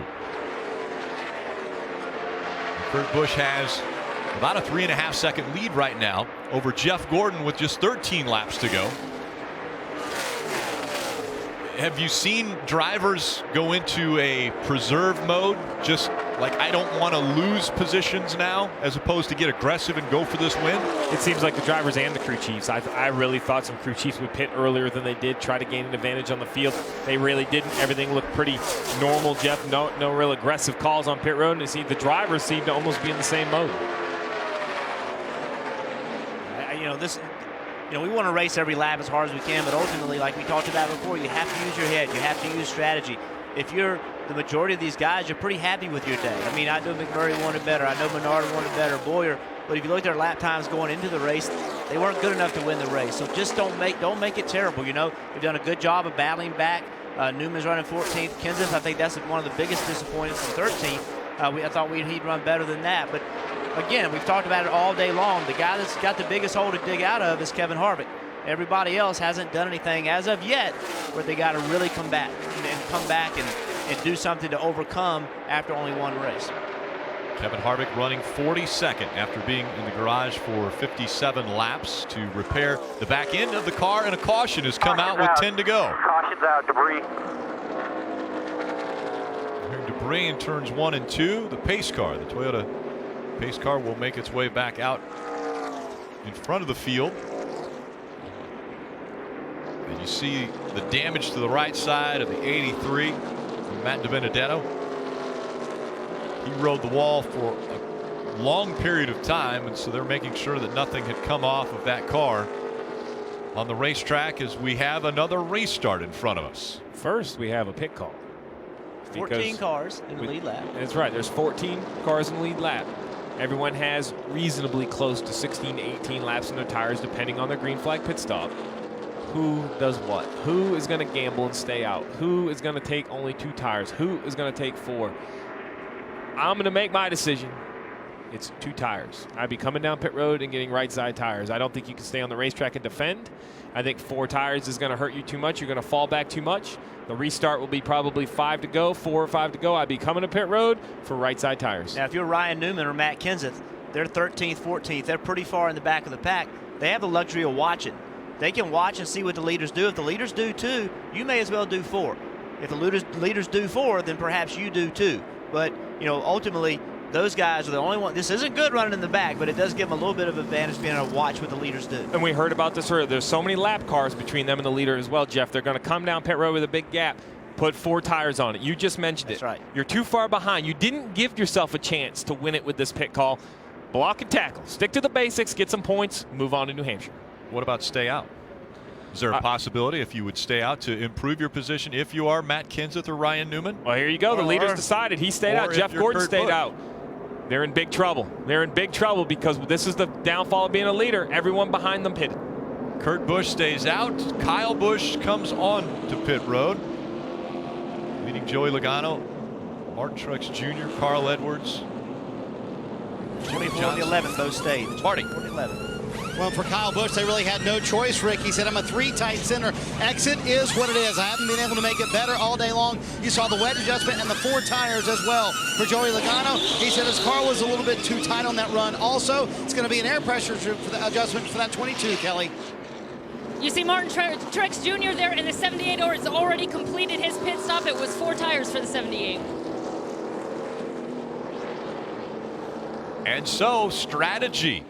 Will it work out for Kurt Busch, Jeff Gordon, guys that stayed on the racetrack? We'll find out. Restart.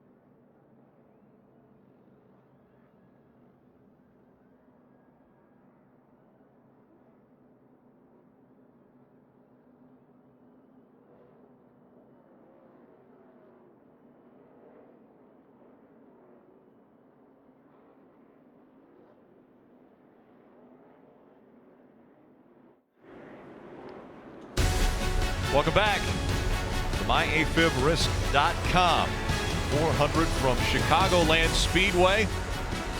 Under 7 laps to go. Determine a winner of this first race of the playoffs.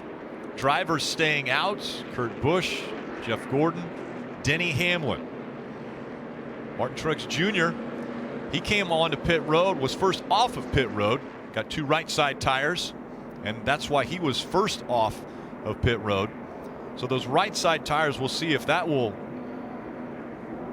I guess, pay off for the 78 team coming off of pit road first. Will they work enough to be able to get him by the guys who didn't come? I love the call, and they got a little lucky because with 3 guys staying out, Jeff, this is going to allow Martin Truex to restart on the top, which means when you get to turn 1, he's going to have options. He won't be pinned against the white line. He can get up to the wall and try to make some hay while he still has some room. He just has to be worried about the 4 tires behind him. I think tires is coming. I think staying out, it's a tough decision to make, but I think tires is what you need right here. Martin Truex is one of the best drivers running to the top also, so he's going to be extremely aggressive driving on the high side, get into turn 1. The 11, you know, we talk about the decision to come in or not come in. It's so hard. You're trying to decide whether you should or shouldn't come. You see Denny Hamlin right here, little indecision. He thinks he should come, maybe not. Maybe he decides to bail out, stay on the racetrack, Marty. I'm thinking the 11 wanted to come get some tires. Well, the spotter was saying come to pit road, but as crew chief Dave Rogers was saying clean air, clean air. So that was a little bit of confusion on the 11. And then after it all went down, then he said, did you want me to come or not? Did you say pit or not? But now they're stuck with it. As the team just told me, quote, then he's going to have to drive like his hair is on fire right now. And the 41 of Kurt Busch might be questioning the call of not coming to pit road. Here's what they had to say on the radio. I can't believe we stayed out. 4 and the 11 stayed out there. I think we'll be fine. Car likes to start off on, you know, a little bit older tires. Well, trying to talk himself into it. That's good. He asked about it, but he didn't complain anymore. He just said, all right, I got what I got. I got to go make it happen. And guess what? Now we have a restart and a restart with the front row on old tires. Makes it even more difficult. Will this be the last restart we see from Chicagoland? Oh, I don't know. There'll be 5 laps to go. Kurt Busch has chose the outside line. Jeff Gordon on the inside. Older tires, green flag back in the air. 5 laps to go.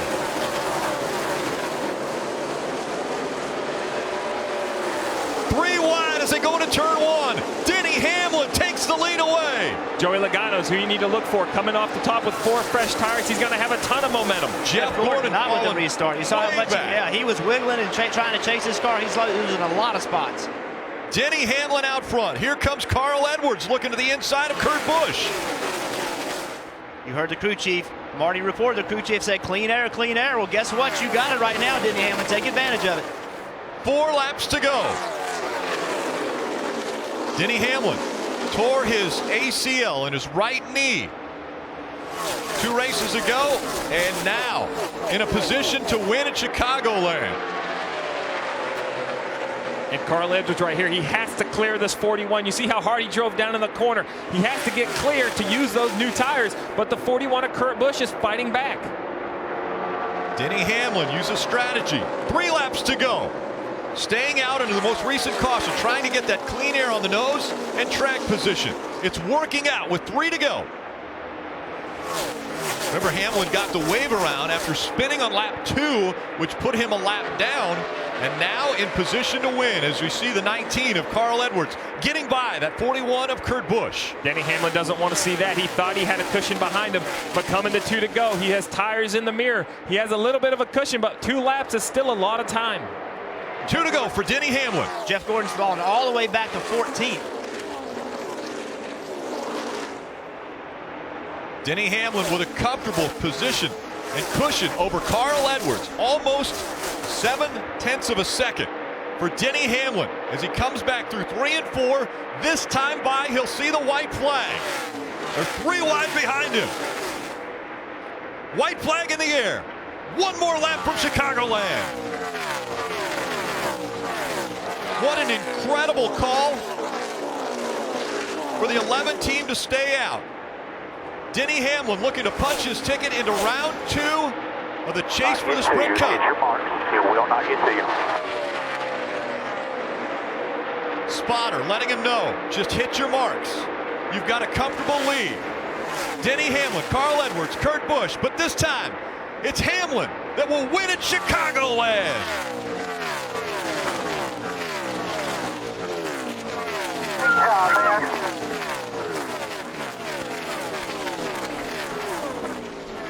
Drivers gambling. All right. God, what an amazing day. An amazing day. Spinning on lap 2. Getting a lap down.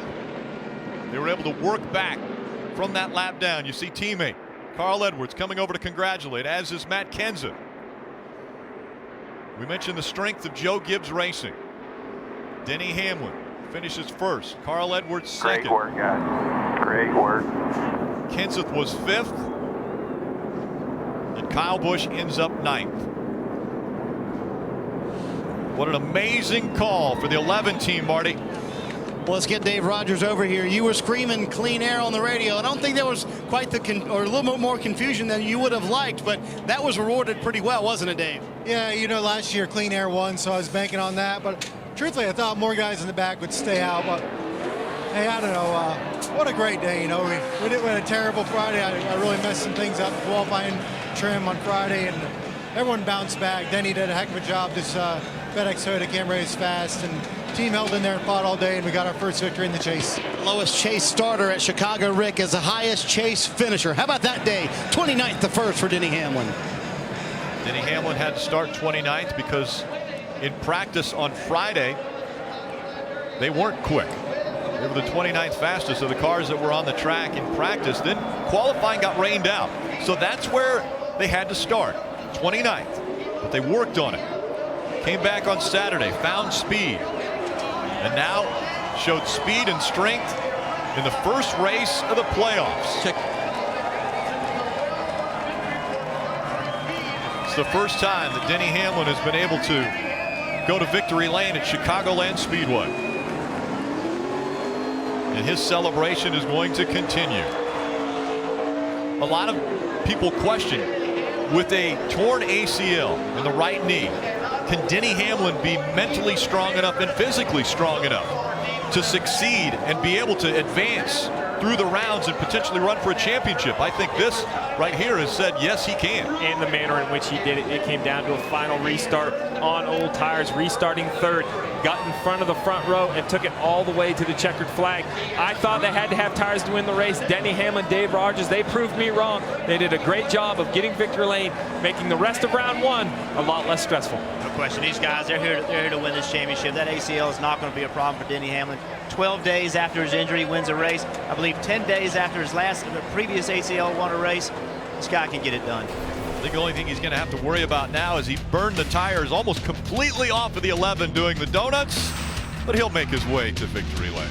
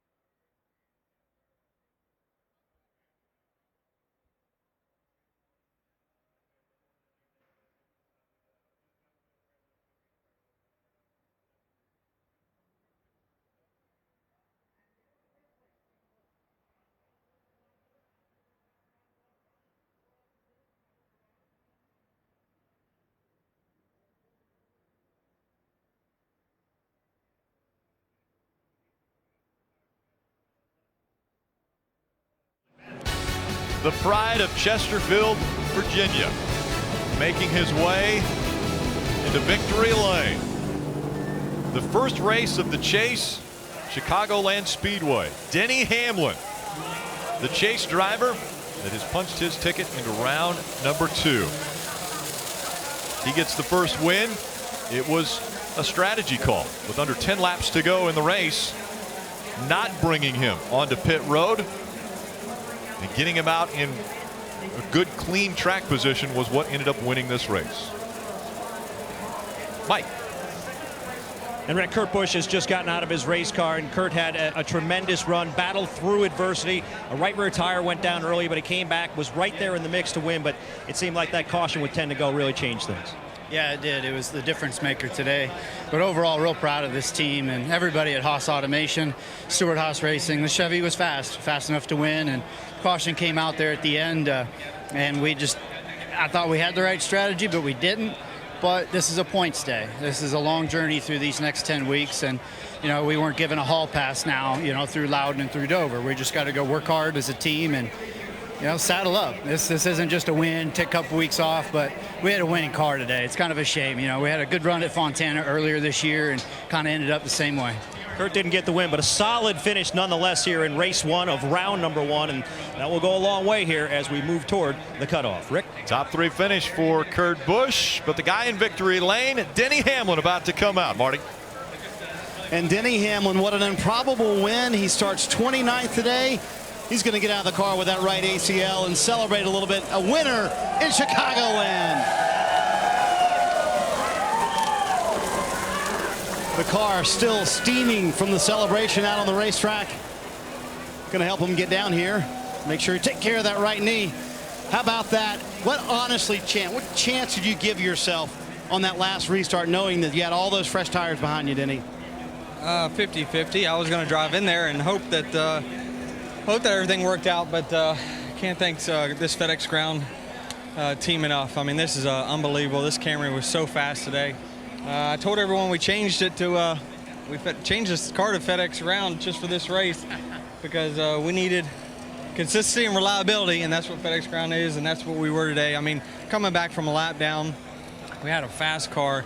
We were just running under green over and over and over, and I thought we would never get back on the lead lap, but thanks to all of our partners, the JGR, for building fast cars, Coke, Sport Clips, the Jordan brand, Denny's, the Greenbrier, just everyone that helps support this. So can't thank Sprint and the fans enough as well. It's just a great way to start the chase. Walk me through the demeanor of the team after the early spin. There seemed to be a calmness that you thought, hey, and you almost went down 2 laps, by the way, and it seemed like everybody thought, you know what, if we can just stay calm and get back up there, we can win this thing.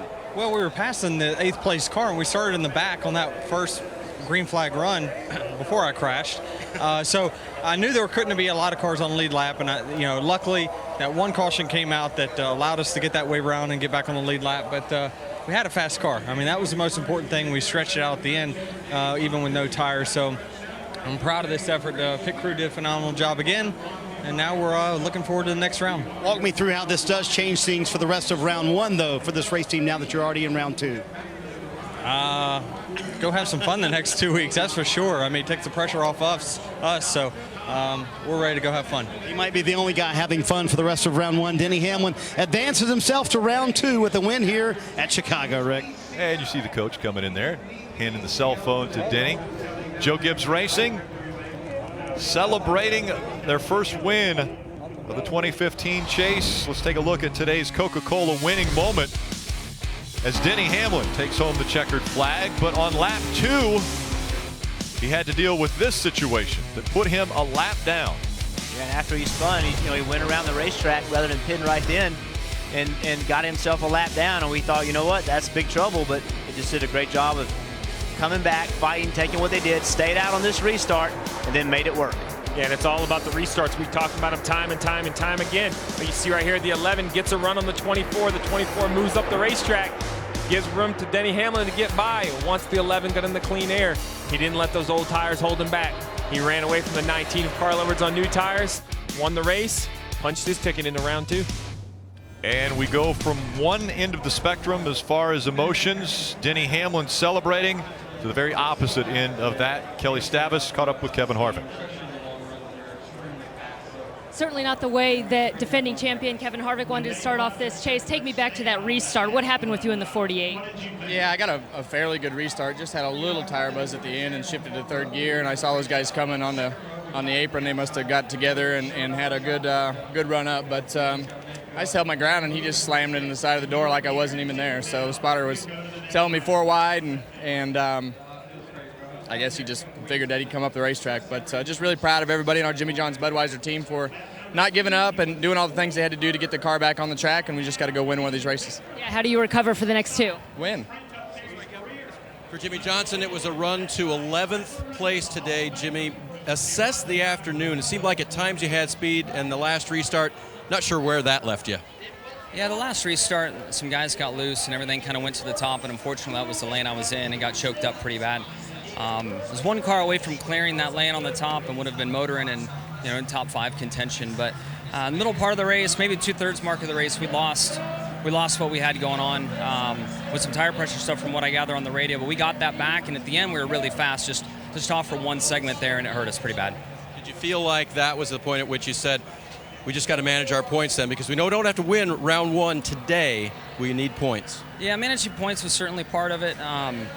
Restarts were wild and crazy, so just trying to be smart, but at the same time, we had such a good car at the start, then we were off, and then we were back on. I wanted to be up there racing for the win. I think we could have been top 2 or 3. Moving on to Loudon for next week. And those two interviews were on tape, and just moments ago, Jimmy Johnson, Kevin Harvick, obviously Kevin not happy at all with the way it went down, and so they're going to discuss it. And maybe a little more than discussion. You can see this sport's full of emotions. Kevin Harvick feels like he was done wrong, and he wants to express his displeasure with Jimmy. These two worked really closely together, making their cars faster, but you can see Kevin's not happy with Jimmy. That's what the playoffs do. Kevin Harvick wants to win a championship.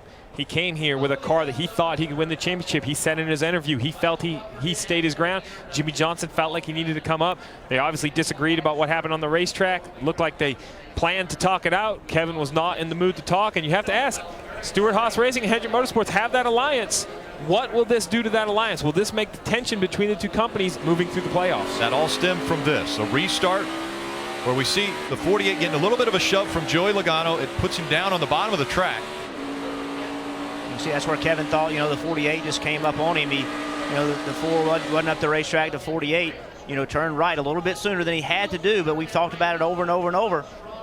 It's racing, once you get in that position, things happen quickly, and, the 48 probably feels like the 4 didn't give him any room, and the 4 feels like 48 ran into him. First race of the playoffs, and already emotions running at a high level. As we look at the unofficial results, Denny Hamlin, Carl Edwards, Joe Gibbs Racing, so strong. Joe Gibbs Racing has won its 8th race in the last 10 races.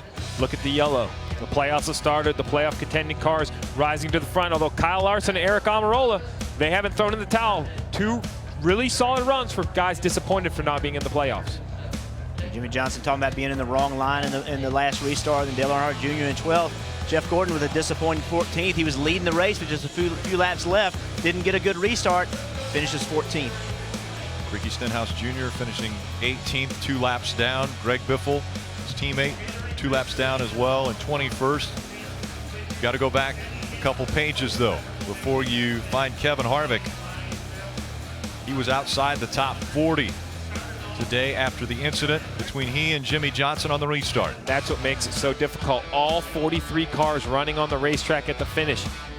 That pushed Kevin Harvick all the way back to 42nd, even though his crew did a great job of those heavy repairs in only 58 laps without a lot of other DNFs.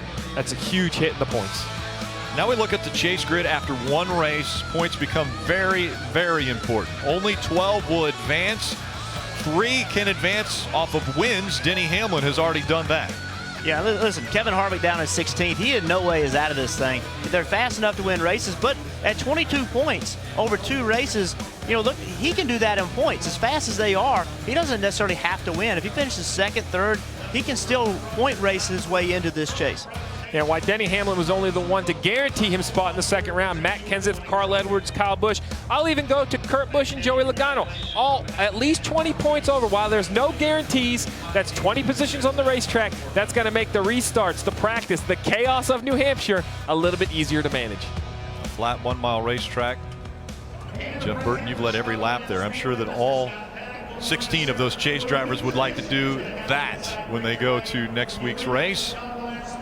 What a crazy first race of the chase. Next week, the playoffs continue on NBCSN. NASCAR Sprint Cup Series racing from New Hampshire. Coverage starting Sunday at 1 p.m. Eastern. Saturday, it's Xfinity Series racing from Kentucky, presented by Nexium. That starts at 7:30 p.m. Eastern. Coming up next, continued post-race coverage from Chicagoland with Chris Devoda, Kyle Petty, and Dale Jarrett. This copyrighted telecast may not be reproduced, retransmitted, or used in any form without the authorized written consent of NASCAR Broadcasting. NASCAR would like to thank all of our loyal fans for your continued support, and we hope you enjoyed today's broadcast.